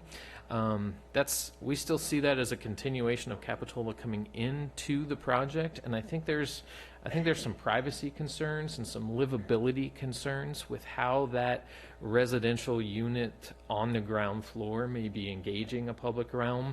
Even in your city, there's some great examples of stoops or the raised wall, the idea of stairs and porches. There's that transition from public to semi-public to private, especially along 38th. We like the leasing offices, we like some of the common facilities, but right on the corner of a very prominent entry to the project is a bedroom window at eye level. And so we think there's some room for improvement along there, whether it's a landscape transition that is better articulated, raising up the building plate slightly so that eye levels start to change. I actually think from a safety standpoint, residential units in your mall is going to be a huge advantage. It's eyes on the street. It's engaged, vested ownership group. People who live there take care of their places, and they actually increase safety by having people live within your retail environment. So we think that's a wonderful thing. We just want to make sure that their privacy and their protection is maintained in that environment. We do believe the commercial has quite a elegant mix of colors and materials. There's a lot of variety. We're looking for that to go beyond the commercial and continue up into the residential. The applicants talked of use of colors and fun things pulled from the city. We're looking for more than just materials. What are the roof forms? What are the window treatments? What are the base body crown elements that can be pulled from throughout the city to relate back and really provide a sense of place and don't just stop at the commercial level. The comment was made about some of the blank walls. We understand the uses and functions of a theater. I think the theater is a great use and it could be wonderful there. The blank walls created right now feel a little just like stickers or graphically applied elements. I think embracing those as public art and working with your art group and council as a way to really represent Capitola. I think the opportunity is there. I think the application needs some finesse. As Matt said, we don't often talk about floor plans and their livability, but we had an interesting dialogue even last week at Planning Commission. Capitola is so ingrained in that connection to outdoors, in that place, in this beautiful environment that you are. We want to make sure there's plenty of natural light getting into all the units. So even the entry experience, how you move from the street into your front door, what that should feel like. I think those are some of the elements that can really embody more of the essence of Capitola, if you will. There's a couple bedrooms with very little natural daylight, and we think that while you can supplement that other ways, we think finding ways to connect to outdoors, to connect to nature, to connect to this great environment is much more the essence of Capitola.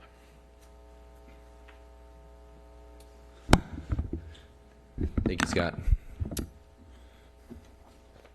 Jumping into the public realm and the landscape areas, as the applicant touched on, I think they've done a fabulous job of starting to come up with themes, the tides, the estuary. These are really defining elements that can help inform the public realm. One great example in the tides area, the applicants introduced this boardwalk concept on land, kind of an extension of that coastal character. I think there is some opportunities to enhance those ideas, those themes, For example, there is a children's play area called out. Perhaps there's a coastal-themed playground, a pirate ship, something that harkens back to that coastal character. And that can go down to the placement of boulders or even the selection of landscape that really exudes that coastal character while really staying true to those themes that they've selected. The name in and of itself, I know it's up for change. It evokes a certain idea in someone's mind of what a town square is. We pulled just a couple examples. I've been to both of these, Arcata, California, and Paso Robles, really central focal points that create areas for farmers markets, concerts, the central idea. I think the current proposal provides that with those bollard off areas that are have temporary bollards that could be placed for certain events. I think there's some opportunity to improve the usability of those areas and refinement of that idea. As Scott alluded to, the intersection corners create these unique experiences in the city fabric, playing off the architecture that could be enhanced public realm spaces. For example, there's one at Stockton Avenue in Monterey, seating, lighting, areas that people can meet on their way from one place to the next as they move through their day. And thinking about some of the private common open space for the residential, we have some concerns with the potential solar access given the height of the buildings and the angle of the sun. On screen here you can see the location is interior to the building. We're concerned potential lack of sunlight in this area, and then that kind of harkens back to Scott's point on livability, that access to the outdoors and natural lighting, so something to think about. And then lastly, public art. Not only, again, as Scott talked about, on walls, but also in the public realm. I think public art provides that opportunity to really harken to place and exude sort of the character that's already exhibited throughout your city, whether it's a mural on our wall or the surfboards and the medians, playing off that art to really exude the coastal character. Some of the little bit more dry stuff, civil engineering. Our civil folks had some concerns with how the project connects to the surrounding context, something to look at and clarify. The grading, it looks like some areas of the site are a little bit steeper than they typically look at. I think some parking areas are at 5% and flow towards some of the buildings, so perhaps refining that. Looking to clarify some of the stormwater drainage design, and then I think the applicant addressed this, but verifying that Metro Transit Center relocation is appropriate. Again, we've summarized the main takeaways for folks at home in case they want to revisit these. Next steps, we'll continue to meet with city staff and the applicant to clarify any design direction we provided. And once the formal application is submitted, we'll work with city staff to conduct a more thorough review. We will be available for questions. Thank you for your time.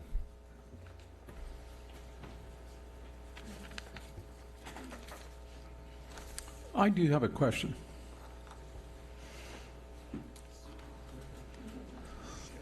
You Sorry. waited till we got over there. Huh? I did, but I looked at my fellow council members, and you escaped during that period of time. No problem. So I'm concerned about the mall itself, the connectivity within you've addressed, but also connectivity. We have Brown Ranch, and we have, two other major commercial areas. So maybe I don't want an answer right now, but I think that should be an important part of how this plan goes forward. I'd say the same thing. I can see you shaking your head, because this is a whole unit. We're not going to be in an island. I think that's a great point, and I think the applicant's already, started to address those sorts of things. So. Okay, thank you. Okay, Dave, you want to speak some more? Any responses? Because this is your time to sort of give us some feedback from what you've heard. And you could even wait until after the public has talked if you want and give some feedback at that time. It's up to you. The only thing we want to say is that we've read the report, we've met with RRM, we're interested to work with them to refine the design. All of the same comments they've made, those are things that usually come out during this time when we collect the comments. Usually they're from staff. Now we're hearing from staff's consultant. This is the time we work together, iron out all these different details. There's a lot. It's a big project. There's a lot we've looked at. quite frankly, there's a lot we haven't looked at yet, and Right. that's these next steps. And so we're very willing and anxious to work with the staff and the consultants, and by the way, our team have already looked at a lot of these things also, and are very qualified guys too. You can only do so much in the conceptual design, get comments, refine, come back, and we plan on addressing all the connectivity issues. We plan on. We're waiting for analysis to come back too, related to traffic, especially, and we're anxious to work with the city too, to what improvements do we need to make, and how can we make those best, and to work with surrounding areas and connectivity, and that's all going to come out in the design development phase. So I appreciate you saying that, because this is the initial part, and it's good to have it out in the open that everyone knows that you're working your way through the project as a whole, and new things will come up, and you'll address them. Absolutely. Thank We you. look forward to that. We look forward to hearing your comments as well. Again, like Steve says, any resemblance that the final product has to what you see today is coincidence. So but we know there's going to be a lot of changes. Well, I'm looking forward to public comments right now, so thanks a lot, Dave. So with this point of the agenda, we have public comments. If you have a green card, that's 1 minute. If you have a yellow card, that's 2, and orange is 3 minutes. So would yellow cards please come forward? Green. All green cards Okay, first. that's right. Green first, sorry. Thank you. And if you want to give your name for the record, that's up to you. My name is Stacy Kyle, City of Capitola resident. I live right off of Capitola Road. I have a lot of thoughts about the project, but the one thing I just wanted to mention tonight was that the project is either partially or entirely within the Live Oak School District zone, and so that's something that wasn't discussed. So I just want to make sure you're not just talking to SoCal, but talking to Live Oak as well. Yes, right. Okay, thank you. Thank you, Stacy. It took me a while to find that map. Okay, so I don't think we have many more of the 1 minutes. Okay. See, yellow. I said that from the beginning. Okay, any yellow cards, please? You just knew it. Thank you. Yeah, Charlie Thomas, 516 Park Avenue. Did we just see you a minute ago? I was here a minute ago. Yeah, you were here. That's right. Okay. Yeah, but I didn't have a yellow card then. So. That's okay. Anyway, so yeah, we've lived here 47 years, and my concern with I think it's, the mall is obviously having some real difficulties. You know, we were here before they built it, and came down, listened to a lot of planning on the mall that they built now. My main concern is water, okay? And I think I said it because, you know, being in Capitola 47 years, we probably have one of the larger lots, just about an acre in Capitola. And it costs us, if we want to water our orchard, it costs us $300 a month to water our orchard. Yeah, So we've been losing trees. We've been letting them go. You know, that's just what happens. And so my concern now is that we're on water rationing, and the way that the Aptos. So we're going to talk about things related to this, and That's not your concern talk- is I'm talking water. about the Okay. mall. Okay. Thank you. Yeah, because my concern is that if you're going to put in 637 units, In that sense, yeah. plus, yeah, that's what this is about. I'm just trying to do a little groundwork there first. Is that I'm not sure we're going to get this water, because right now with people on water rationing, and I know that you're trying to work out something with the city of Santa Cruz, you know, bringing water over here and doing a treatment plant. But looking at the plan, all the new trees that they want to put in, which I think is great, by the way, important, but they're going to require water also. And I know that they talked about having some water being caught off of the roofs and so forth, and that's only if we start getting some rain. You know, and the way things are going right now, I'm truly concerned about the water, and I would hope that the city council would take that into deep consideration, because it's going to affect all of us, all the residents of Capitola. So, thank you. Thanks. Ooh, I got a second left. Thank you.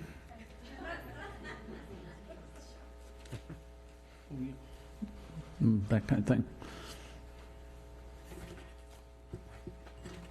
Hello. Hi. Are we signing in? Okay. No. Hi, my name is Erin Bernal, and I'm a resident of Capitola, and I also was a member of the General Plan Advisory Committee Scale and density of this project are completely out of line with the vision and goals outlined in the general plan. We can address housing needs with significantly fewer than 637 units on this site, especially when you consider opportunity sites for multi-residential housing that have been identified already between 41st Avenue and Wharf Road, Bay Avenue, Park Avenue, and when you consider residential lots in the mall neighborhood area that have been identified for infill development. We also have new state legislation that is easing restrictions on accessory dwelling units, allowing residents in Capitola to build an ADU much easier than we have been able to in the past. And what's to be said with the 10 remaining acres at the mall that Mayor Longeyer does not own or does not own yet. So when we're thinking about the future of the project, is there more opportunity for the mall to develop housing later on when property becomes available? Are we going to be developing much more residential housing on the sites that I identified between 41st and Wharf Road? 7 stories is a staggering departure from the idea of compatible development for Capitola and this county. When we look at work that's outlined in the general plan, one of the things for enhancing Capitola's, for enhancing Capitola's commercial and mixed-use district is that we need to carefully design and enhance properties that minimize impacts on neighboring properties. I think how does this work? I'm done? Okay. My time's up. Sorry, Erin. Thank you, though. Submit your comments, okay? Thank you. Hi. Hello, my name is Alyssa Burkhardt. I'm a current resident. I live on 42nd Street. I'm excited about this project, but my main concern is with the traffic. One thing I think could be done to slightly mitigate that is improving connectivity to public transit. I really think that the accessibility to the metro should be not just a bus stop as it exists now, but a really nice bus depot that's covered, well lit, and a safe space to buy passes and actually wait for the bus. Especially the bus waiting area should be like a nice covered area with benches and a safe public access space. A few other ideas that I had that came up during the discussion here is maybe having community garden space in some of the open areas and allowing people to plant like a small vegetable garden or something. And then a few ideas for the lower levels, potentially childcare or maybe a larger gym access for residents that might reduce the daily driving that they already do for smaller tasks. I guess that was less than a minute, but that's all I have. Thank you, though.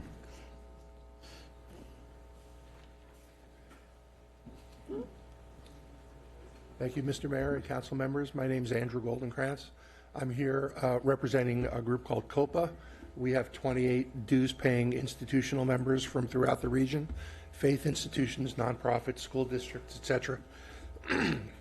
In my case, I'm a member of Temple Bethel and Aptos, and we have about 60 of our families who live in Capitola. And if you go 6 blocks outside Capitola city limits in any direction, we're up at about 90 families. We've been working on affordable housing, healthcare, education for a number of years now. I was struck by your planner who, when he listed the public benefits you're trying to achieve, that affordable housing was #1 on the list.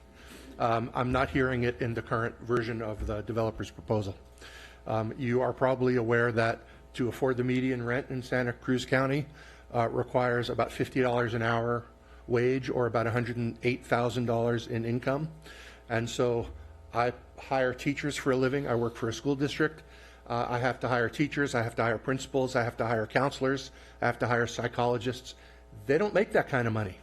So if we're looking to build community, the teachers, the nurses, the firefighters, the county employees, the city employees, they need to be able to live here so they could spend money at the mall and be thriving members of the community.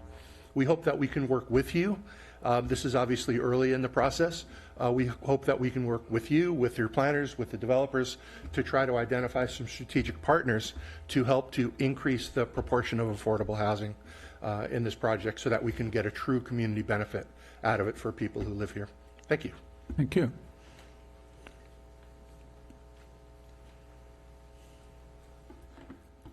Good evening, Mayor Bertrand and members of the council. My name is Ken Thomas. I'm a COPA leader with Peace United Church in Santa Cruz, representing about 200 families throughout the region.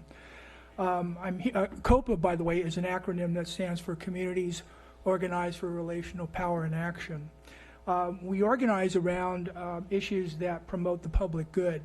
And our issues come from the stories that we hear from our members in our institutions about the pressures on their families. Dozens and dozens and dozens of stories I've heard and I've told are about the lack of affordable housing in our community. As you know, there's a really the lack of housing intersects other issues and pressures on families such as health, job opportunities, economic development, and job opportunities. COPA supports this project at the highest density allowed. Also, we would like to see included within the market rate housing, housing for low and very low income families. Also, some special needs housing would be great too. This is a great opportunity, since given the amount of housing that's proposed to provide a much needed public good. Thank you. Thank you.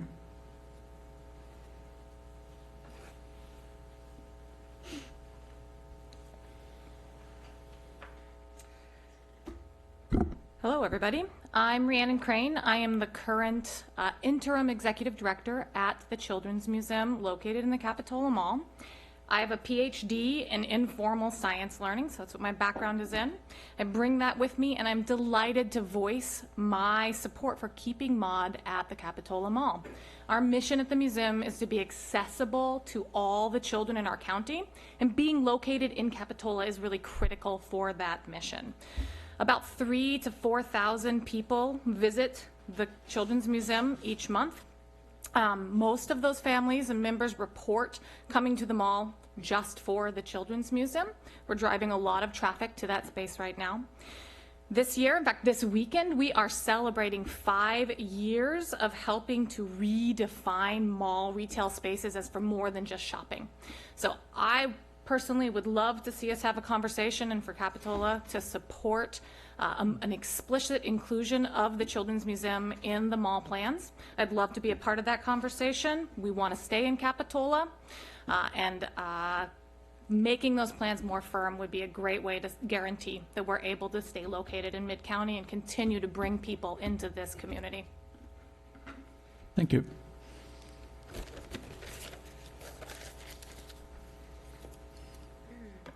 Hello, my name is Jeanette Bent, also from the Santa Cruz Children's Museum of Discovery in Capitola, obviously. As a mother of 2 boys who've grown up in the MOD, I have, over the past 5 years, as you know, we're celebrating 5 years, I've seen the value and impact that it has on the community as well as the overall Capitola Mall, like Rhiannon, my colleague, was expressing. The project in question, I think, would be very suitable for a children's museum that's rooted in the community, as well as serve a deficit that we've actually personally experienced as an institution of not being an open air location. Lastly, I have noticed that the current mall has shifted towards a more town square feel with more entertainment, art, and community in mind. And we see families coming through the museum that have had a very positive expression and feedback on that. So I would like to say that I am in support of this open air concept. And thanks to Malone Geyer for your community stance. That is a terrific fit for a children's museum. Thank you. Thank you.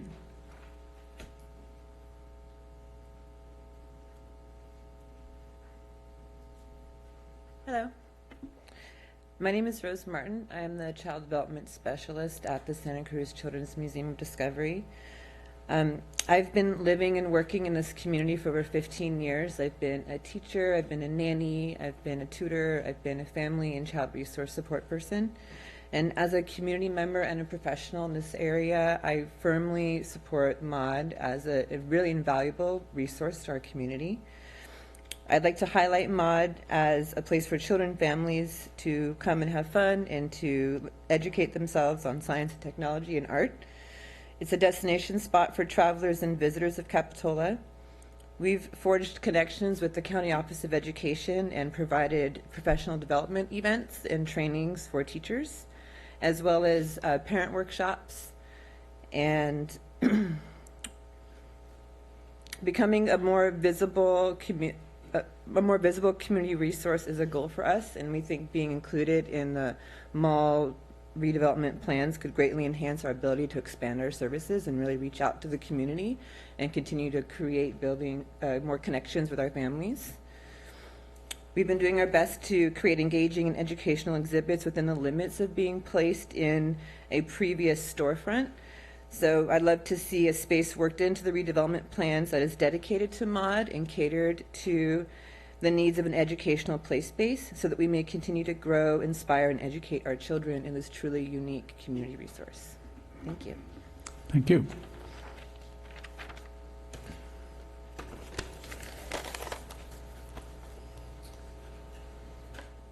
Okay, thanks. My name is Steve Shank. I've lived here in Capitola since '83. I live in a neighborhood of what I like to call plywood boxes, built in the 1960s. Most of my neighbors, well, there are some people that are still in the houses that bought the houses. And when I heard about this meeting, I decided I would walk around my neighborhood and talk to my friends, and I was shocked that hardly anybody had heard of any 7-story building, and everyone was just like, what? And while that may be their fault, I do think that we all have to bear some of that fault. These people live in Capitola, and they hadn't heard of this. Well, I was designated the person to come down and talk to the council. Nobody else showed up, so I'm here. I'm also recording it because they didn't think I'd do it.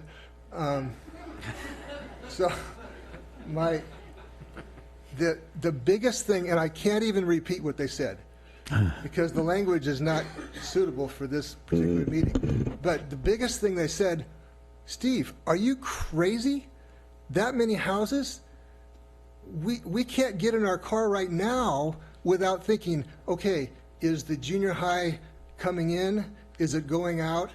How do I get across the village? You can't get across the village on the weekends. You can't get to the other side of town. Go to 41st Avenue during Christmas time? No, nobody does that. It's just way, way, way too crowded. It's gridlock. It's virtually gridlock. And when you say you're going to have a traffic report, sounds familiar. I think we did that at Home Depot. And yeah, it's pretty good traffic down there. Okay, thank you, Steve. Get your neighbors out here next time. But I got the message. Thank you.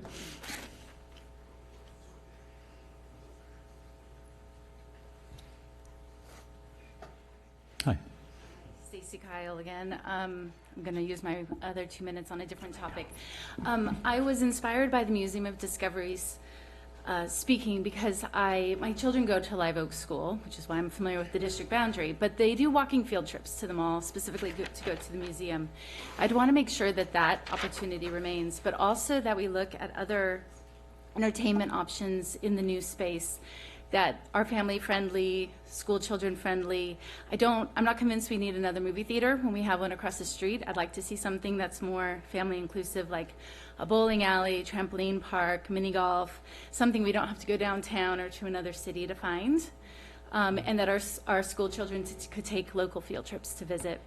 So just if someone could keep that in mind, we'd appreciate it. Thank you so much. Thank you. Can I ask just some clarification with the cards? Are folks allowed to come back up? Thank you for your comments. I was just wanting to seek some clarification on the rules there. Technically, they should only. I realize. She ran up, couldn't stop her. Okay. Now we're up to orange cards.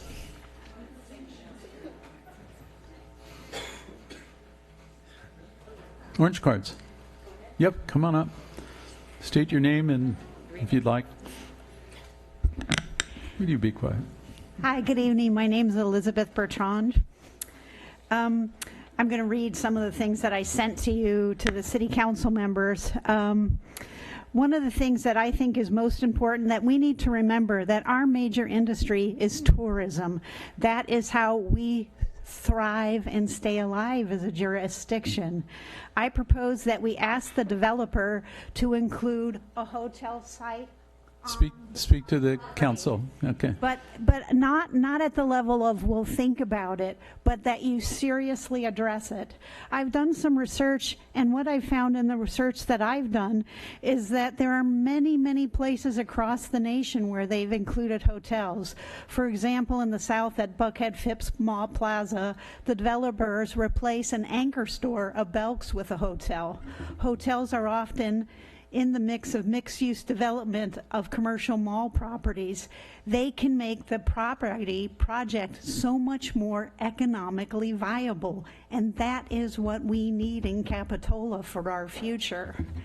A hotel would serve Capitola's greatest industry, tourism. A hotel located in our commercial center can take advantage of that commercial center. As our city's leadership, we are looking to you to provide for our economic future, and we need you to really talk to our developers and tell them how important that hotel is. The vision: we could have improved shopping and dining. We could have a hotel for our guests, and we can include a segment of housing, but make it be a realistic segment of housing. I work for the Association of Monterey Bay Area Governments, who works with you to do the regional forecasts and the regional housing needs assessment that assigns, working with your planning department, the number of low, and super low housing that you have to have. And I really think you need to do a serious investigation, because what you're missing is the unintended consequence that if you increase the population by 12%, your arena numbers equally are judged based on your population. So your arena numbers, those are your regional housing needs, will also go up. And they'll go up in the super low category, in every one of the categories, the low category, the super low. So you're looking at this as, oh yes, it could be solving our housing problem. The unintended consequence of a 12% population boop in one development project could actually be causing you more issues on that side. But my main point is, you can put in housing, keep it at the growth that you had in your regional housing forecast that you did through 2040. This city was projecting a 7% growth rate through 2040. So, okay. Oh, I still have my. Yep, that was very close.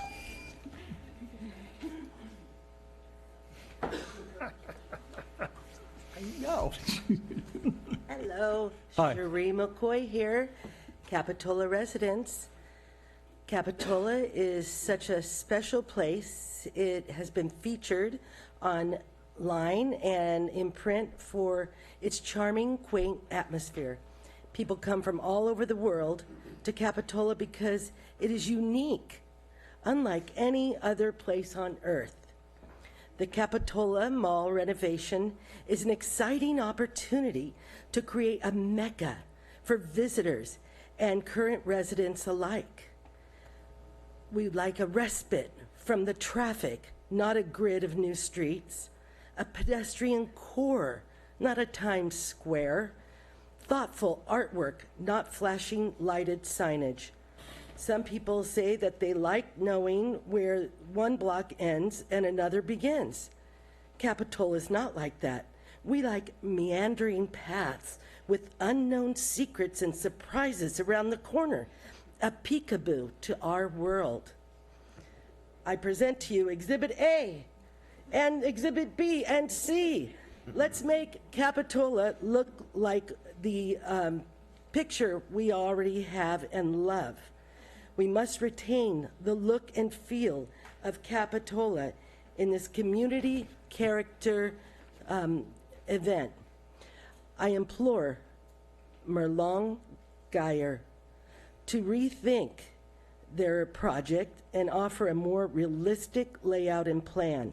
Scale back and stop the 1,100 cars and the high-density 12% increase in residents. There should be indoor and outdoor seating, local breweries perhaps with a shared beer garden. I went to the Americana there in Glendale, and they had a wonderful inner core, twinkling lights on trees, and the lighting was immensely beautiful. We could perhaps have one end of the mall more quiet, with art galleries, wine bars, spas, the hotel, perhaps with a Mediterranean look. The other end of the mall in beachy architecture, where the sports bars and pubs and livelier side is there. There can be another way to improve the mall for one and all. The developer business model is to acquire land, redevelop it, and sell it for a good profit. Each layer of residential space makes a lot more money for the project, but not for Capitola. It's a wash. Thank you. Thank you. Thank you.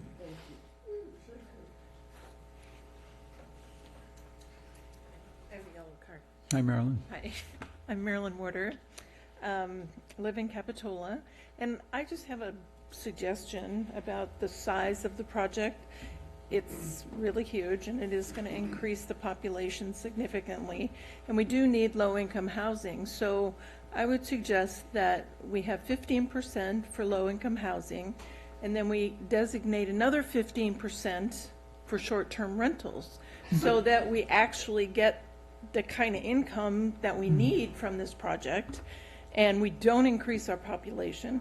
I mean, it's still going to be a massive impact, and maybe the design needs to be changed a little bit or a lot so that, you know, it fits with the character of the community. But I think, you know, if they don't want to build a hotel and that's not economically feasible, they would still make money on short-term rentals there, and we would still get the income from that. Anyway, that's my idea. Thank you. Thank you, Marilyn.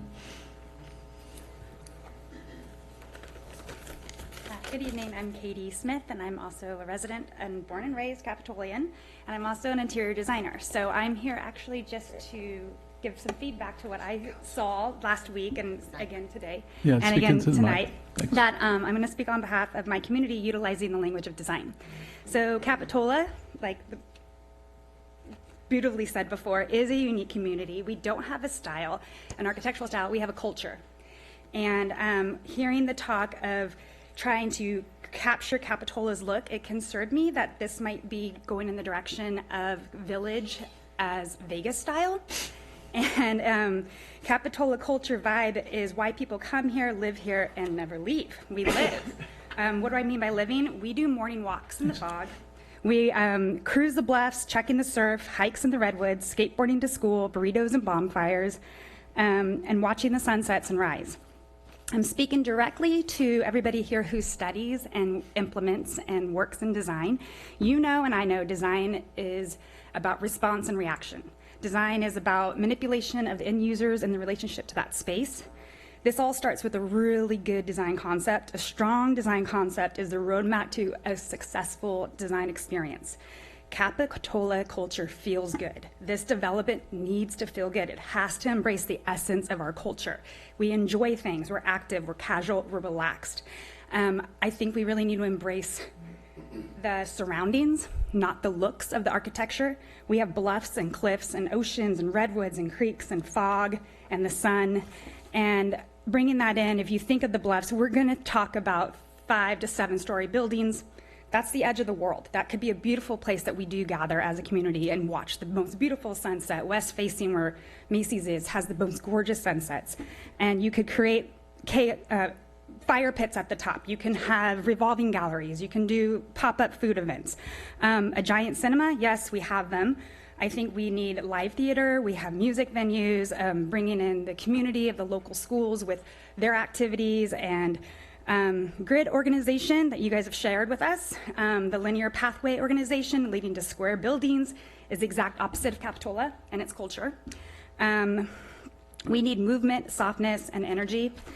let's see, have the grid organization, you have to, you're limited to what you can use within that space you've already clarified, but with sub-organization of clusters and meandering pathways, configuration, create curiosity, incitement, create movement like the tides, the beaches, space within space, small square footage retail being supported by big box stores. An example is bringing in like an Anthropology, and then inside the Anthropology have a locally crafted store that sells their handmade jewelry. An indoor skate park surrounded by glass for past buyers to enjoy the scene, sipping coffee, grabbing a lunch and sandwich. You need to bring softness and organic movement that creates an easy excitement. Thank you. Thank you. Beautiful. Okay. Very exciting. Good evening, Mayor and City Council members. I'm Paula Bradley. I'm a resident of Capitola and also a cyclist. I'm supportive of the Capitola Town Square concept and have a few comments. I live behind Whole Foods on 44th Avenue. We access Highway 1 via Claire's and 41st. This has got to be the worst intersection in the city. A woman was recently killed at that corner, and my car was totaled while I waited at the stoplight to turn left onto Claire's. From Claire's to Highway 1, between 10 a.m. and 6 p.m., we can only turn right when the light is green. After 2:30 p.m., we're unable to turn at the green light because the vehicles coming from the mall trying to turn left onto 41st Avenue block the intersection. It can take 2 or 3 lights to make the turn, and then 3 or 4 more lights just to get the block from Claire's to Highway 1 going southbound. So I don't know what the fix is, but I sure hope that we can come up with something. This intersection needs improvement now without the increased vehicle trips from the mall redevelopment. Protected bicycle lanes are critical on 41st Avenue, Capitola Road, and Claire's. If I ride my bike to Highway 1 in the morning, I'll ride on 41st Avenue. In the afternoon, when I come back on 41st Avenue, I ride on the sidewalk because it's unsafe to ride on 41st Avenue. Substantial traffic circulation changes for safety are needed, such as protected bike lanes, bulb outs at intersections, and other traffic calming measures. Safer streets are the only way to get people out of their cars, whether it's to walk or bike to work or shop, or to get kids riding their bikes to school. In the mall include easy to find, secure bicycle racks and lockers in highly visible areas such as around doorways and gathering places. The Capitola Town Square needs to be integrated with pedestrian and bicycle plans. I concur with the excellent review of the mall design by RRM Design. The mall should reflect the character of Capitola and create a destination that can't be found over the hill. The residential elevation that we saw with a continuous style for 700 feet is too long without breaks in the building. It could be broken up to look like smaller scale separate buildings. The residential design looks too similar to developments in Mountain View and Redwood City. This development should be fiscally beneficial and pay for itself at a minimum. It should generate funding for the wharf improvements, maybe a new city hall, and public safety facilities out of the floodplain before it floods again. Thank you. Thank you. This is a huge opportunity for Capitola.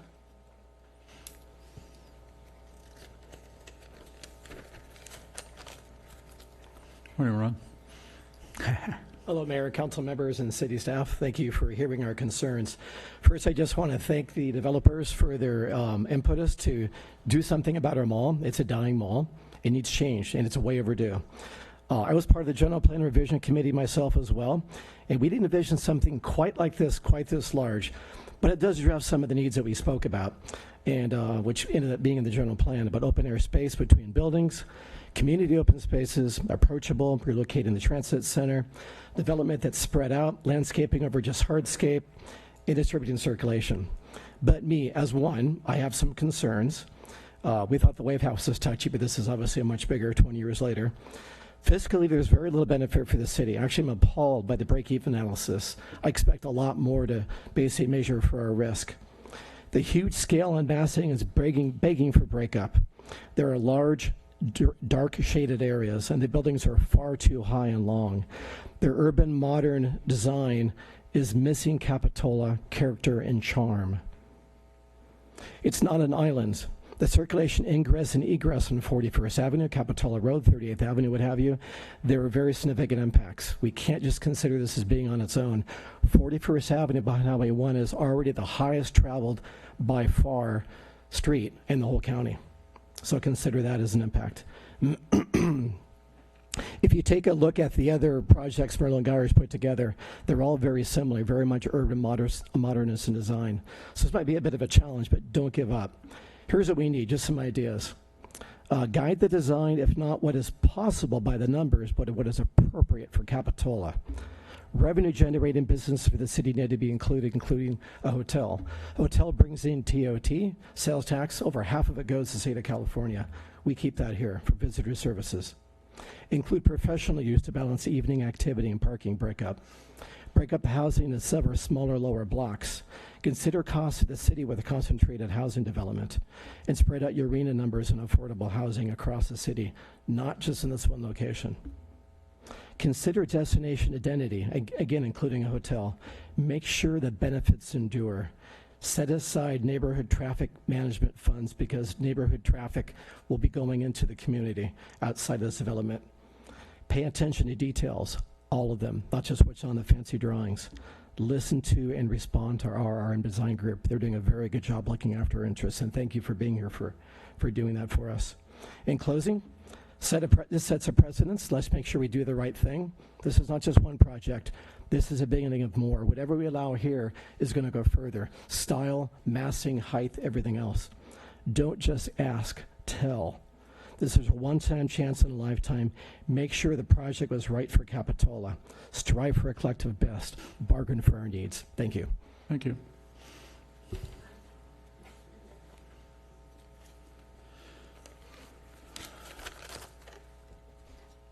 Hello, my name is Roy Johnson. I have interest in this project on a couple of levels. First, I live right across the street from Target, so I might be the closest house to this development. I've lived there for almost 40 years. I've watched the Gottschalk's parking lot, Ball Brown Ranch, I've watched all that go in. And during every one of those developments, I've been talking about the sidewalks on Bulb Street and Thompson, and every time I bring it up, it never gets done, and I'm hoping that this might be my last opportunity to get that done. They just redid it on 38th Avenue with spectacular results, and I hope we can get that, keep that going. I'm also the chairman of the Capitola Arts Commission, and I know with this planned development, I think that's what it's called, the rules for public art are up for negotiation. Unlike when other developments come by, there's a % for the arts and it has to be paid, and it's not a negotiable thing, but apparently it is on this one. There's a concern from the commission that people are going to be picking the money that's really rightfully ours away. We can give up a little, but the main point is let's not lower our standards. Just because someone calls it art doesn't mean that it is art. There's gallery art and there's poster art.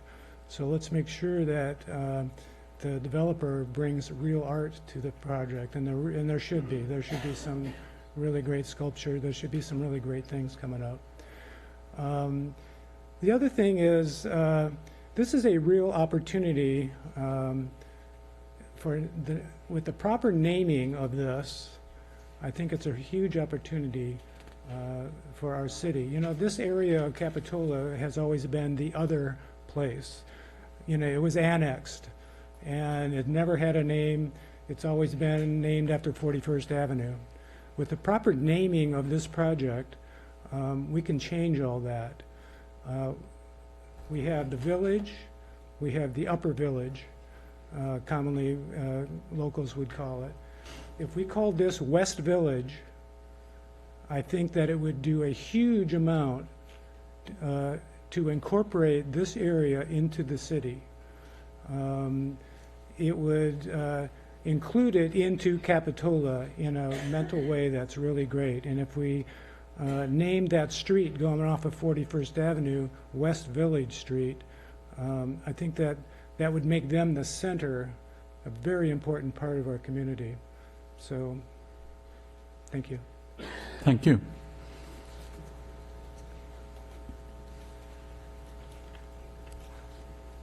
Good evening. My name is Jane Barr. I'm Associate Director of Real Estate Development for Eden Housing and a member of the Monterey Bay Economic Partnership Housing Advisory Committee. As an affordable housing developer, I come with a deep understanding of the need for not only affordable housing, but also for market rate housing. The supply has not kept up with the demand. It's estimated that nearly 1 million homes are needed to meet past demand in the state and 80,000 units a year just to keep up with annual demand. This demand is also local, as evidenced by our high rents. The Association of Monterey Bay Area Governments allocates the Regional Housing Needs Allocation, known as RHNA, for the Tri-County area. It's not based just on population. It's based also on land availability and is negotiated every time it comes up.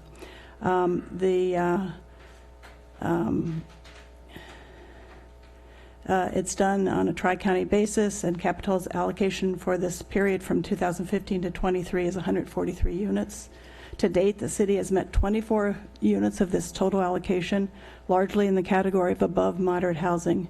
Still needing to be met are 34 units at the very low income level, and 23 units at the low income level, and 26 units at the moderate income level.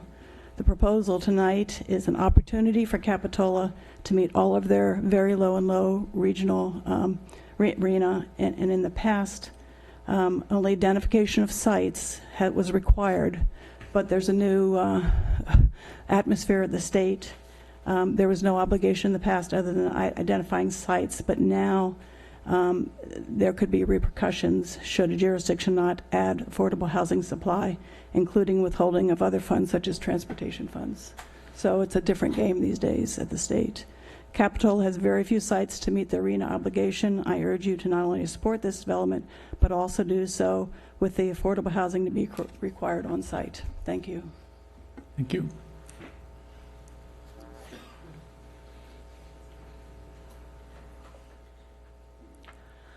Good evening. My name is Terry Thomas. I'm a 47-year resident and a former planning commissioner who was appointed by Ron Graves, bless his soul. I go to the mall fairly regularly, and I'm sorry to see that brick and mortar stores are going by the wayside, but life goes on. I have 3 issues to deal with. The first one is water. That's the most important. Soquel Creek Water District has us on a 30-year mandatory emergency water rationing. So what part of that doesn't this development understand when we can barely use enough water for subsistence for the existing number of people in Capitola, not to mention another 12%. That doesn't take into consideration landscaping and restaurants and the other uses of water in the mall itself. So that is my first concern. My second concern is I can't imagine 7 stories in Capitola. That is absurd. And I look at where it's located. It's right on the sidewalk of Capitola Road, and you'd be looking at a monolith going a block long. That's crazy. I think that as far as my design consideration would be, is as tall as a building is, if you lay it down on its side, it has to be that far away from an existing street.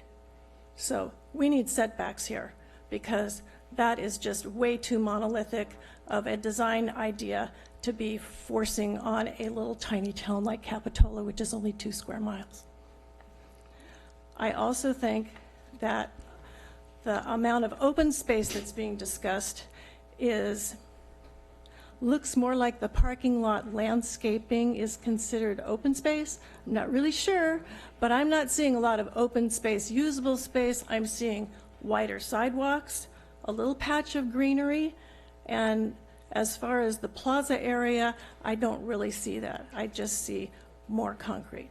And I would like to see real plaza, real open space and real addressing of the pedestrian or plaza feel that we're trying to achieve here.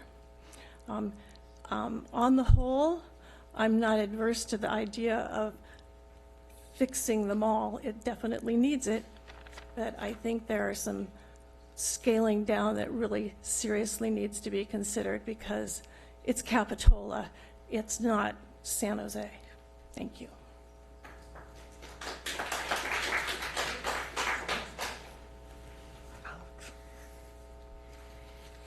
So good evening. My name is Tom Evans. Thank you to the council and the mayor and the developer for coming to listen to the comments tonight. Mine will mainly be around, I think, the potential transportation impacts of this development. Fully agree that something needs to be done with the mall. And it's already been stated a couple times tonight about that this isn't an island. Unfortunately, when I look at the sort of top-down view of the overall project, it kind of does look like an island surrounded by lots of asphalt parking, which I don't think really is the go-forward ideal way to incorporate transportation. I think there probably needs to be some more thought put into how to make this new Capitola Mall development more walkable, more easily accessible via bicycle, incorporate it into the community, make it easier for people in those types of modes of transportation to be incorporated into the community. And knowing that this, probably won't actually get built for 5 years, and then we'll hopefully have a 20-plus year life cycle after that, probably needs to be some more thought put into what does really the transportation of the future look like. Will really there be as much need for parking in the future? And even if there is in the next 5 years, how do you build that into sort of the long-term vision? Like, for example, the idea of being able to bollard off the middle of it so it becomes a walking pedestrian way. I think that's good, but maybe expand more on that thinking and how to utilize the whole development and property to make it more walkable, more bikeable, more future-oriented. Thank you. Thank you.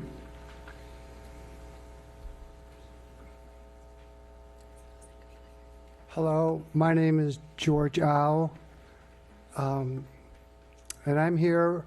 I wanted just to listen, but there's one thing that really bothers me, and what really bothers me is there's going to be all this hullabaloo, and the city's going to come out about even as far as revenues go.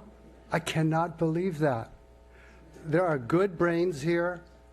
Merlone Geyer has good brains, and there's got to be a way where the city comes out better, a lot better, or else why would you do it?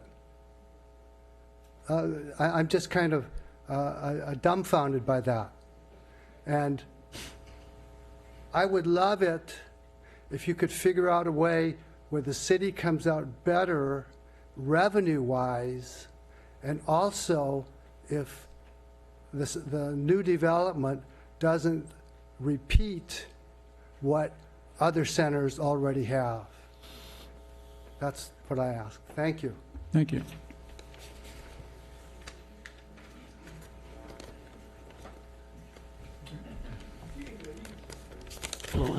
Hello, I'm Bob Edgren. I've been around here since 1974 when I bought my first house up on Prospect.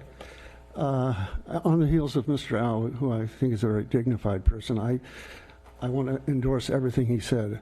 You can't make a mistake on this one. This is a big game changer, and it's an opportunity for the city to set a program out to make a lot of money, okay? Not for a wash or whatever that means. And I'm still puzzled with what affordable housing is. Affordable housing today is not affordable 3 years later. I would do away with the housing altogether. Just do away with it. We don't need more.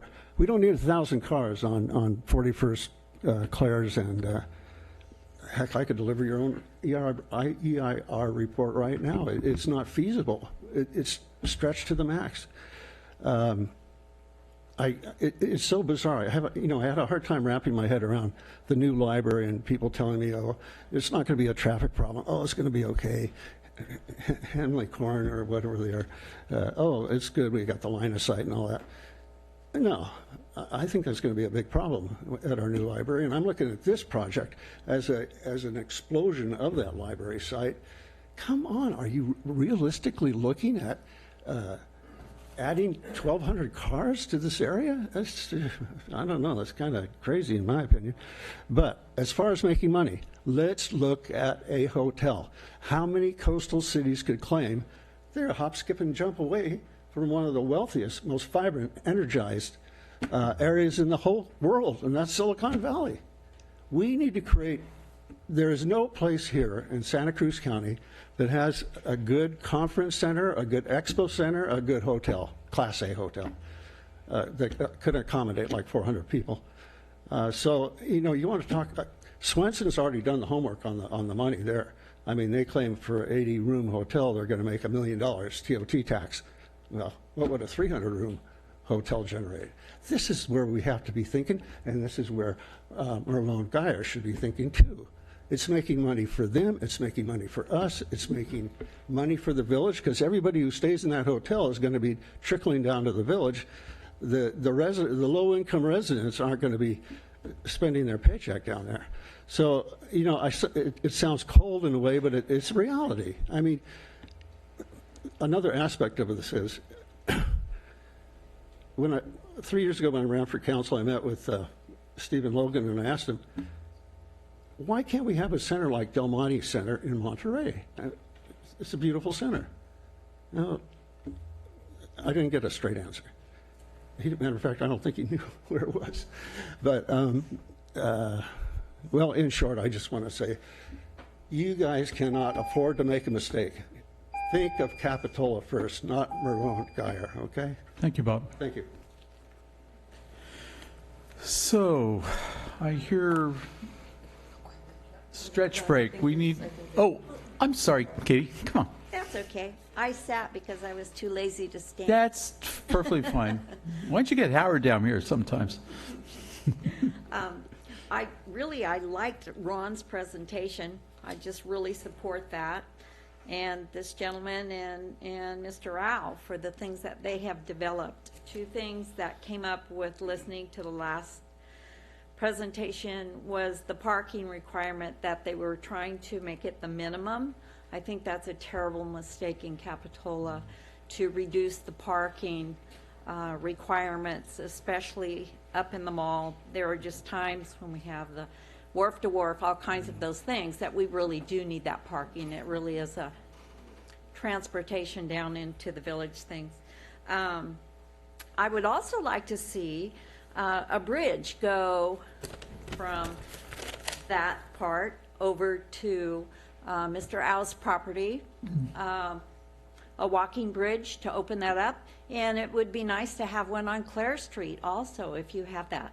Because a lot of people like to walk across there, but they're the zoom lens for cars to go through so quickly that it doesn't create a three-way for all of the blocks to come together.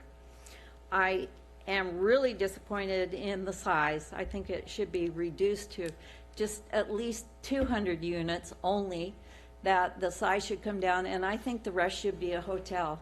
We need TOT tax, we need the finances, we need to be ahead of this whole project. I think it's beautifully laid out and done, what they have done, but if they could change that to some sort of very large motel and incorporate the rest of it, I think it would serve the city of Capitola much better. That's it. Thank you. So let's take a 5-minute break. We have a few people who want to stretch their legs.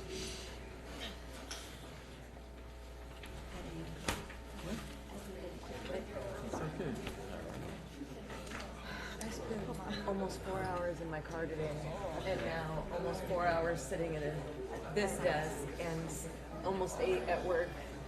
So I've done a lot of sitting. We'll be back at 1:45. I think Scott's driving back, but I'm not sure about Matt.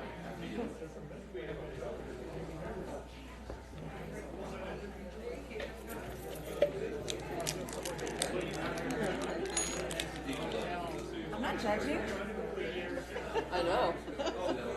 You wouldn't dare. I would never.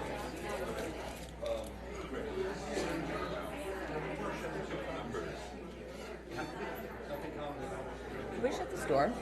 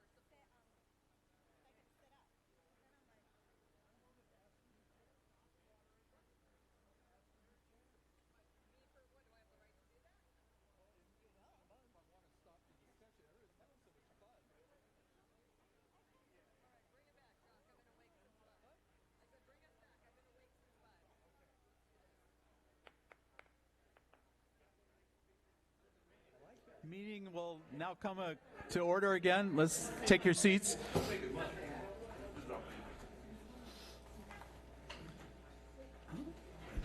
So at this point, we have an opportunity for council comments and direction.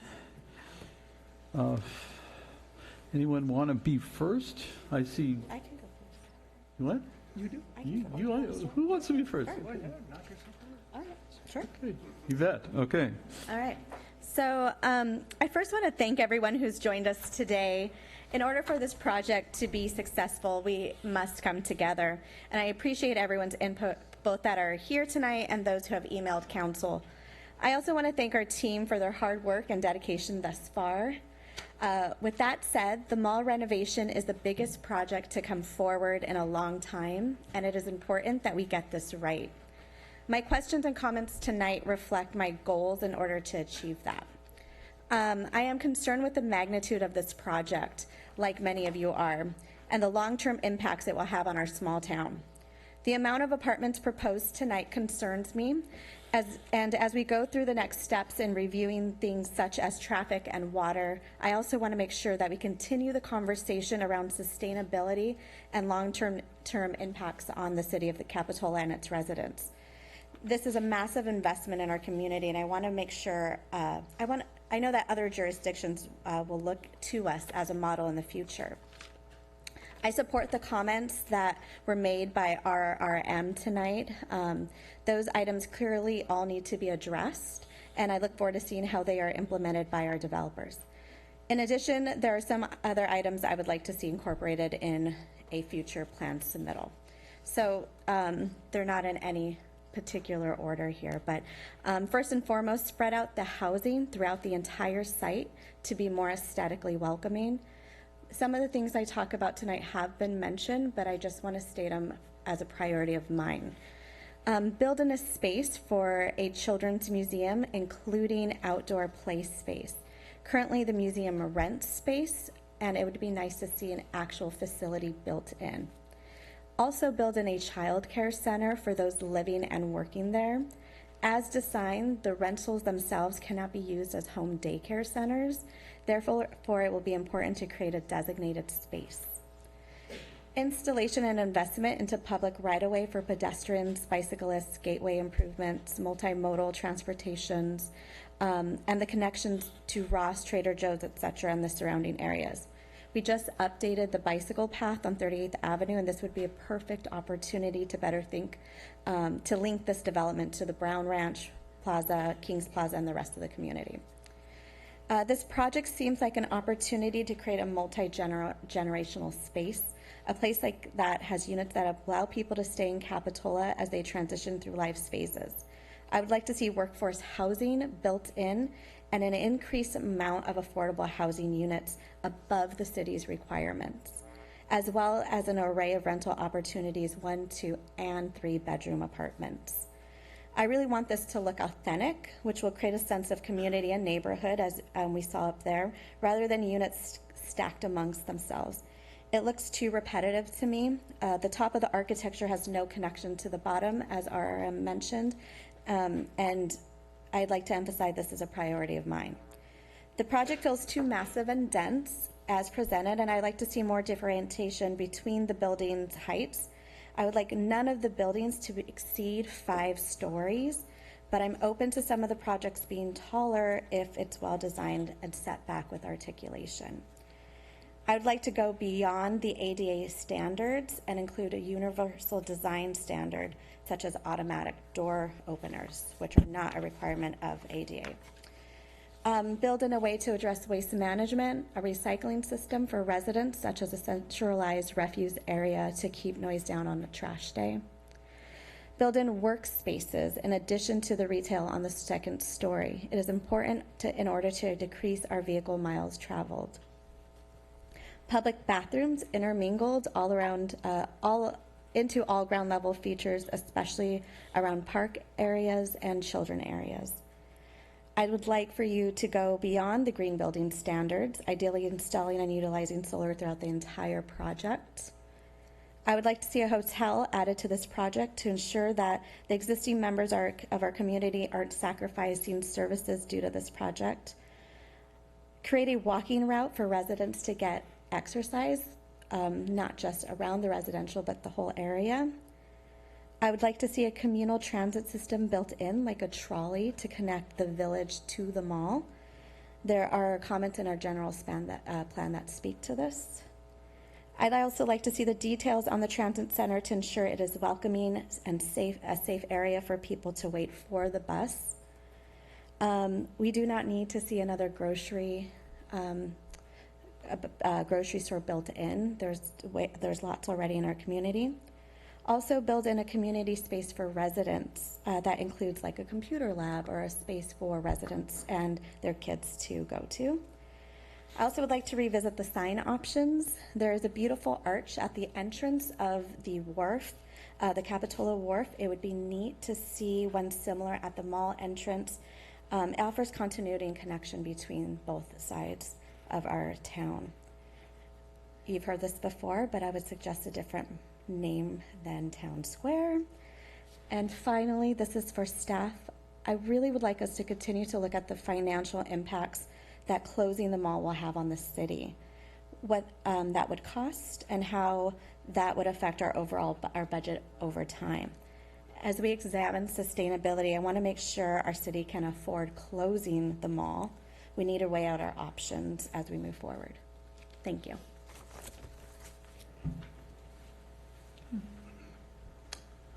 I see Sam jumping out of his seat, and then Kristen, close second. Yeah, I don't want to follow that. Okay. I was thinking about this for a while, obviously. Okay, Sam. You calling me? Yes, I did. Thank you. Well, I want to thank everyone who came out. I want to thank all the presentations that were given. And I think there's a lot to like in this project, but I'm going to focus on, maybe just to be efficient, the things that stood out for me that that maybe needs some additional work. So on the particular items that we've been asked to provide response on the conceptual review, first starting with the architectural design, massing, and articulation. Overall, from the, kind of the 30,000 foot level, looking down at it, I really don't see Capitola as a part of the architectural design there. And so I think maybe having some features that are iconic images in Capitola, I think there's a lot to choose from that could be incorporated so that when people arrive there, they would recognize that sort of sense of place that is Capitola. A lot of comments about the design and massing. You've heard about the long stretches of monolithic and repetitive linear structures. Yeah, I think those should be broken up to make it more appealing and not so overwhelming and massive. On the the roof lines, the articulations, they seem very linear throughout the project. And I would certainly hope to see that there be more articulation, more interesting roof lines and varying roof lines from one perspective to another perspective. So I'd like to contribute that. Now, what's contributing also to the massive is, the housing components. On the one hand, we need to have additional housing. On the other hand, if you, I think, try to condense them into one side of the mall, you end up having that significant massing that is maybe overwhelming a lot of people. And I think that what I would like to see, and also because of that huge influx of new residents in Capitola, which would burden the city, that maybe these housings be done in phases. And that starting out, that the 5-story phases, I think, should be the beginning point, but maybe wait before you build the other, and particularly the 7-story structure. You maybe wait and see what happens to the other parts of the mall, the Kohl's space, potentially even the Macy's space, because it would seem to me that this is all going to be shifted to one side and not particularly balanced over time.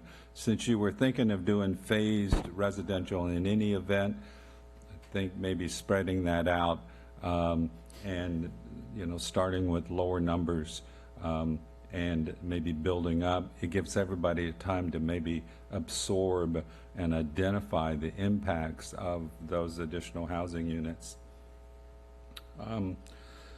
Concerning the layout and the connectivity, I think I also agree that that there needs to be better connection to the neighborhoods and the shops that are in that vicinity.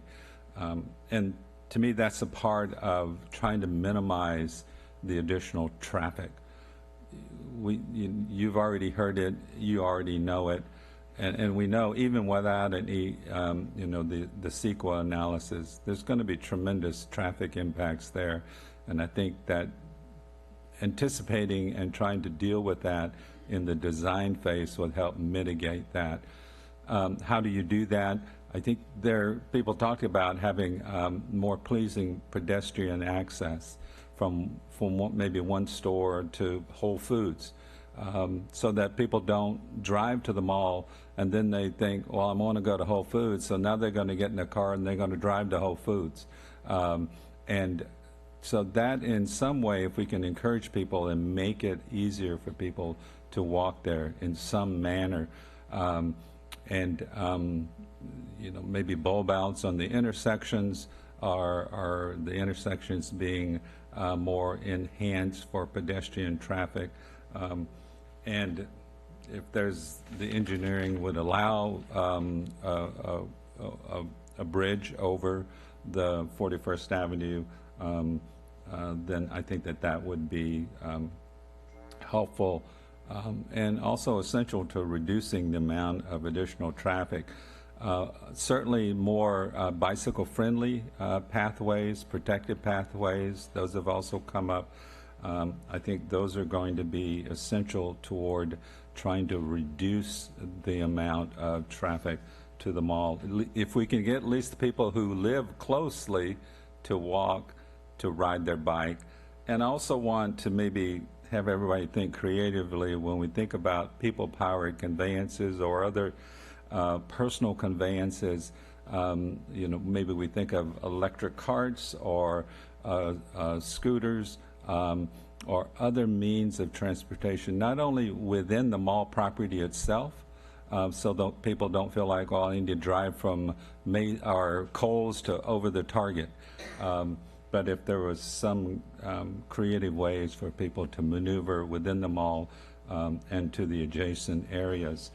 In terms of the design, I would like to see more of how it looks from the neighborhoods that surround the mall and the impacts on those. There was discussion about the large parking garage and its visibility from the parts of 38th and Capitola Road. I think that there should be some look at maybe trying to minimize that impact, that visual impact.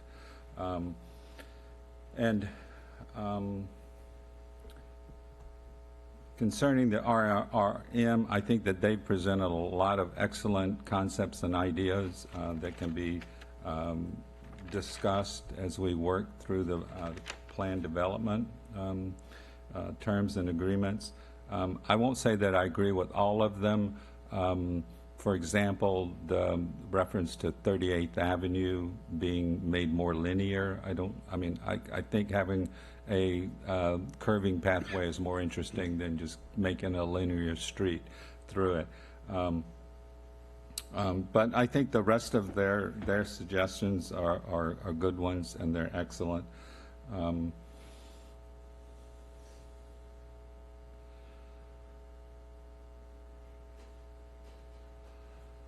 On the housing, whatever we are able and do ultimately put there, I think that it should be made preferential for workforce housing. and as well as senior housing. I like the idea of hearing that it may be housing for independent living. I think seniors would probably have the least impact on an area and a community. On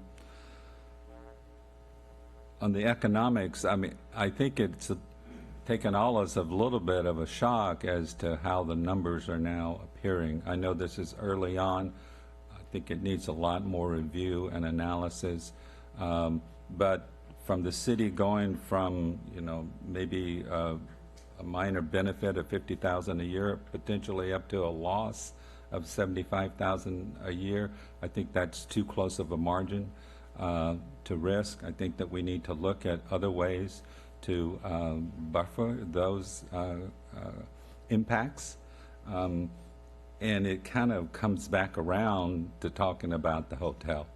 I know you've heard it a lot, but with those economic numbers, it almost becomes imperative to consider another source of revenue. I mean, particularly even to get us through those periods of recession, some diversifying the sources of income that are available.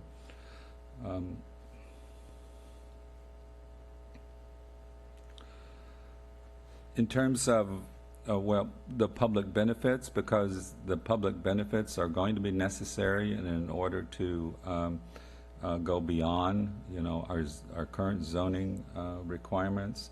I think some of those public benefits that would qualify would be providing greater affordable housing than the city already requires. Certainly, the traffic mitigation measures would be a public benefit, and that includes both to the other commercial venues around that area, and as well as to Capitola Village. To me, the hotel would be a public benefit. There's also the possibility of public art that's come up, and also a consideration of whether there could be a performance art venue at the location. So in my mind, those are potential public benefits that would warrant maybe you know, coming to terms on criteria that go above and beyond our current zoning requirements. So I think that those are my comments. I certainly, I mean, look forward to having a full and open and a full public process as we go through this. And I'm hoping that as we inform the public, we can come up with better and more creative ways for people to be able to view and feel the concepts as they're evolving and coming together. And so those are my comments, but I really appreciate the opportunity to work with Merlin Geyer, RRM, and staff and everyone on making this, you know, I think long overdue project come to fruition. Thank you. All right. I'd like to thank everyone who's put so much hard work into this.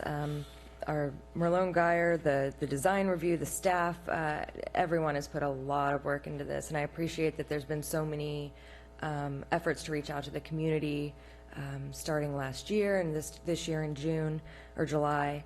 I really do appreciate that. I agree with some of the concerns that have been brought up with the number of housing units.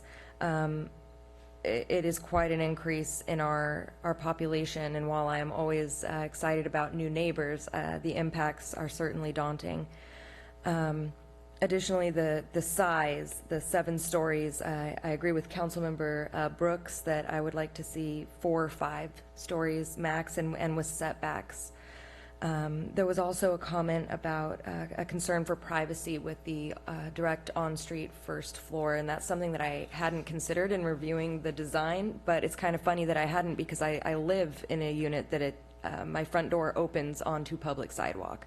And so it's sometimes kind of embarrassing when my house is a mess and there's dishes on my counter and I open my door and there's a family of 4 in their minivan packing up all their beach gear and they just turn to me and look inside my home. So I can see why there would be a need for privacy there. I also have concerns about the continuous style of 700 feet of continuous style in that housing design. I like the idea of making it look like separate buildings, even if it's one long building. It was also mentioned about public art and live music spaces. I think that would be fantastic, especially if it was a live music space that was family friendly. Right now, quite often it's very difficult to find spaces to enjoy live performance and especially live music that are suitable for families or children. What else? Let me check my notes here.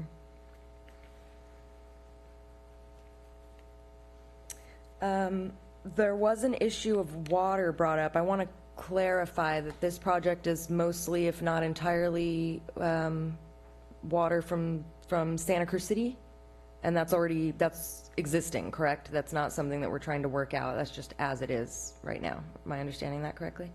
Okay, thank you. And then finally, I want to address the issue of affordable housing. I think it's critical that we have affordable housing, especially in the extremely very and low income categories. We haven't developed any units in those areas that meet our regional housing needs. And in looking at these, I think it's important to consider that our what's considered low-income housing or affordable housing is based on our median income in the area, which is, if I'm understanding correctly, $98,000 a year. So a person can make nearly $80,000 a year and still be considered a low-income renter. That can still be considered affordable housing if you make $80,000 a year. Almost, I think, $78,000 a year. So I think that it's important that we consider how we're framing these things when we discuss affordable housing. Some of the emails that we received questions if we were building slums or projects were the words that were used, and I just want to address that's slightly concerning. As the only renter on the city council, I understand the need to have affordable housing. Not that I want to move because I appreciate my sidewalk front apartment that I am in now, but I think it's very important, and I also think it's very important that we have that affordable housing on site, and not that we're going to build these wonderful housing units in this fantastic new development, but then anyone who makes less than $98,000 a year, they can go to their affordable housing somewhere else. And to me, that's a socioeconomic segregation, and I don't want to see that perpetuated in Capitola. So I think it's going to be very important that we keep those units on site. Everything else that I had notes on have already been addressed by Councilwoman Brooks and Councilmember Story.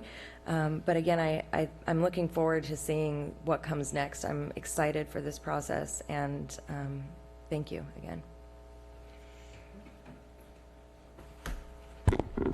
Thank you.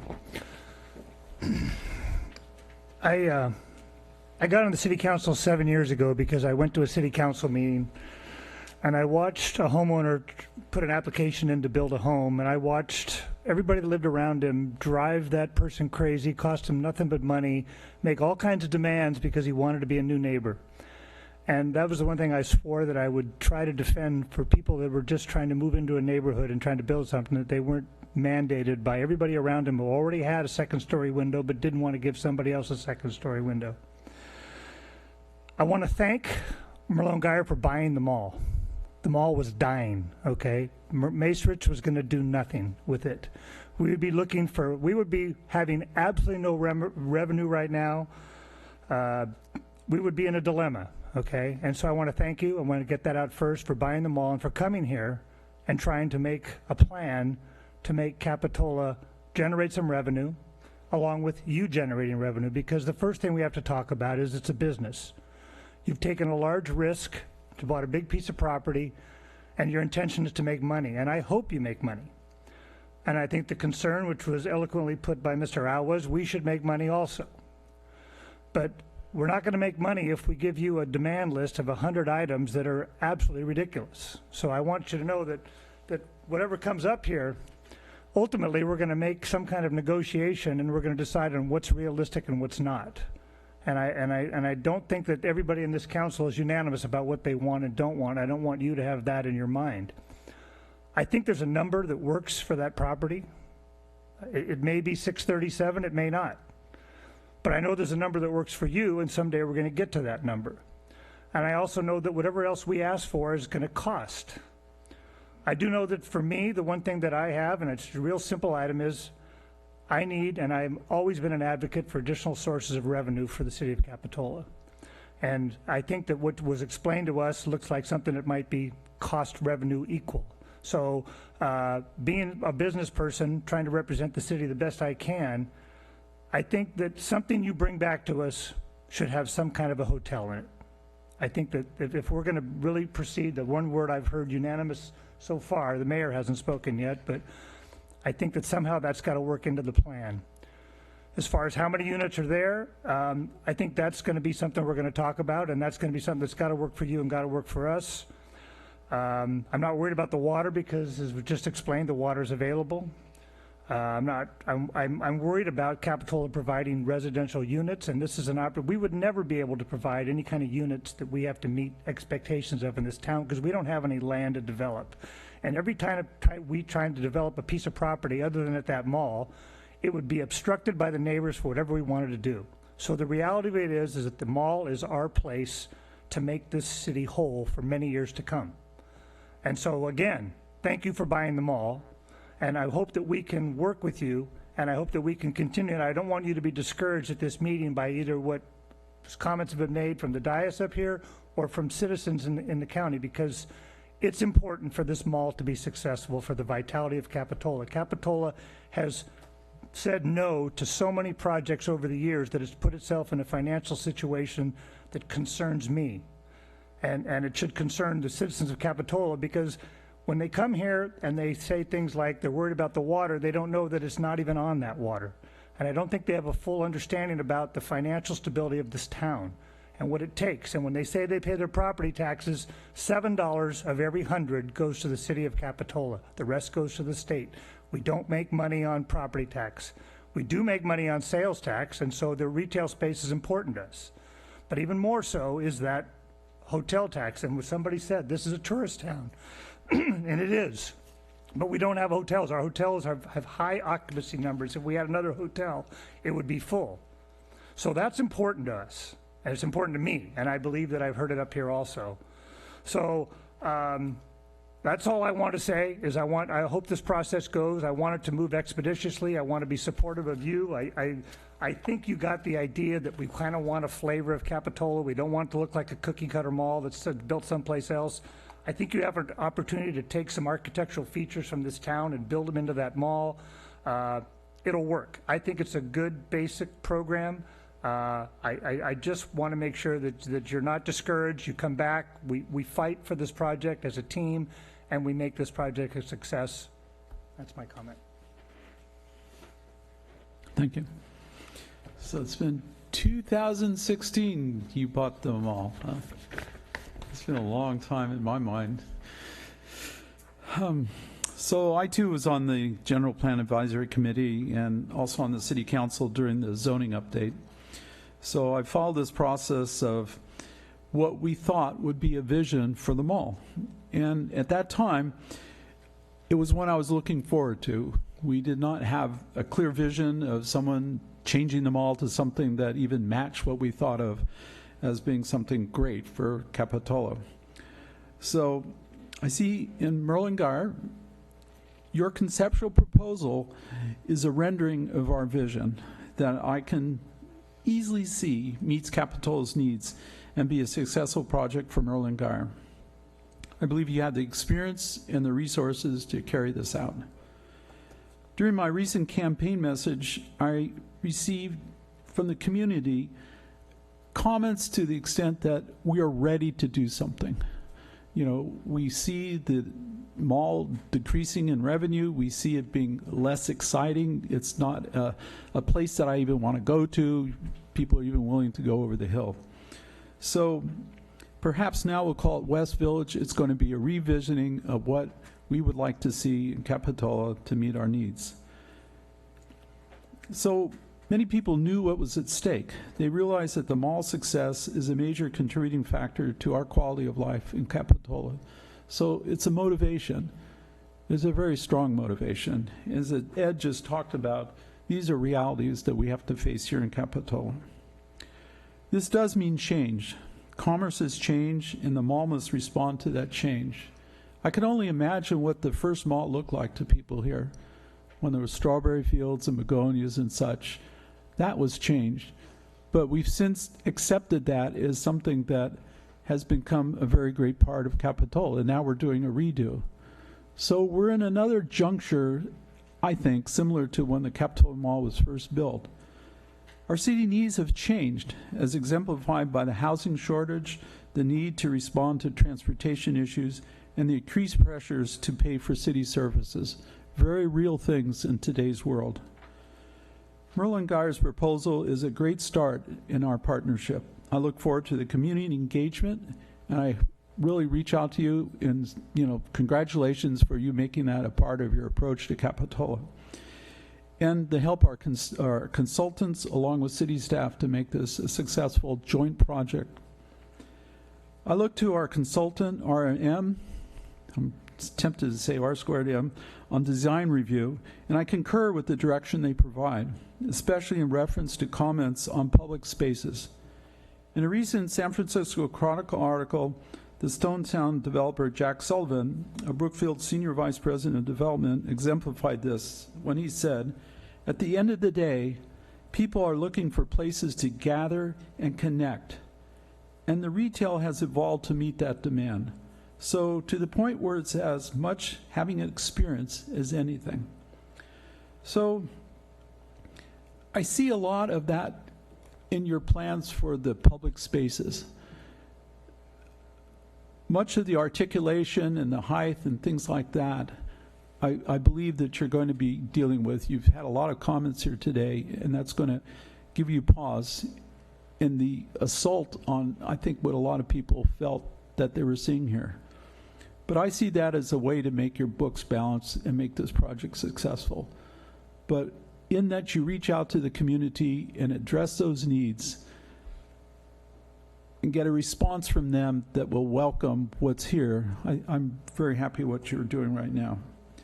Housing is another component of the project that RRM addresses. I favor housing, but economic and other impacts need to be considered. It's not clear to me that they're considered in the balance. So I think our responsibility as citizens of Capitola is that we have that discussion so we know that the balance is a good one for success. I would like to see housing distributed on the site and also to offer a variety of options for the public. I'm particularly interested in provisions for teachers and others that serve the public. This housing obviously must be affordable. And as Kristen talked about, the idea of affordability is something that right now we're following state law, but we have to have affordable housing for people that actually live in this community, not just state law. RAM also addresses ground floor housing, i.e. the transition from public to private. So that's on pages 13 and 14 of the report. Having the connection will make those uses more desirable and I think improve the overall ambience of the project. Economic viability is of utmost importance. As Commissioner Wilkes stated, he is very concerned about Cosmo's economic analysis, and I think you are too, so we're going to work together to figure out what the actual analysis should dictate. The emphasis on housing numbers may be putting an overburden on the cost to the city, which will be responsible for us to provide those services. So I support the addition of a hotel, which may necessitate lowering the housing numbers to balance out the economic, what do you call it, our streams of money to from either housing or from hotels, which generally provides a larger revenue stream to pay for city services and would contribute overall to economic stability. Hotels and visitors, they're very important to Capitola. As design considerations are being made, increase the focus on connecting with Kings Plaza and Brown Ranch. The whole area will be much more vibrant. I don't want West Village to be in isolation, but part of a larger commercial area. Also, I believe that Capitola Road near 38th is begging for development. Recently, a new restaurant opened there. This, I think, is the first of things to come. Keep this in mind and use setbacks on Capitola Road. In the critical climate for today, we have important reasons for addressing sustainability. Our comments on page 20 start that conversation. Along with this concern, including transportation, which is a hot item in Santa Cruz, amenities that support biking is necessary, including working with Capitola's Public Works to help extend protected bike lanes within Capitola. Lastly, I agree with Commissioner T.J. Welch. We are a village, not a town. Perhaps West Village in some form has a good ring to it. Thank you. So, anything else that commissioners? Okay, with that, thank you everyone for staying, and I appreciate your comments, and meeting adjourned.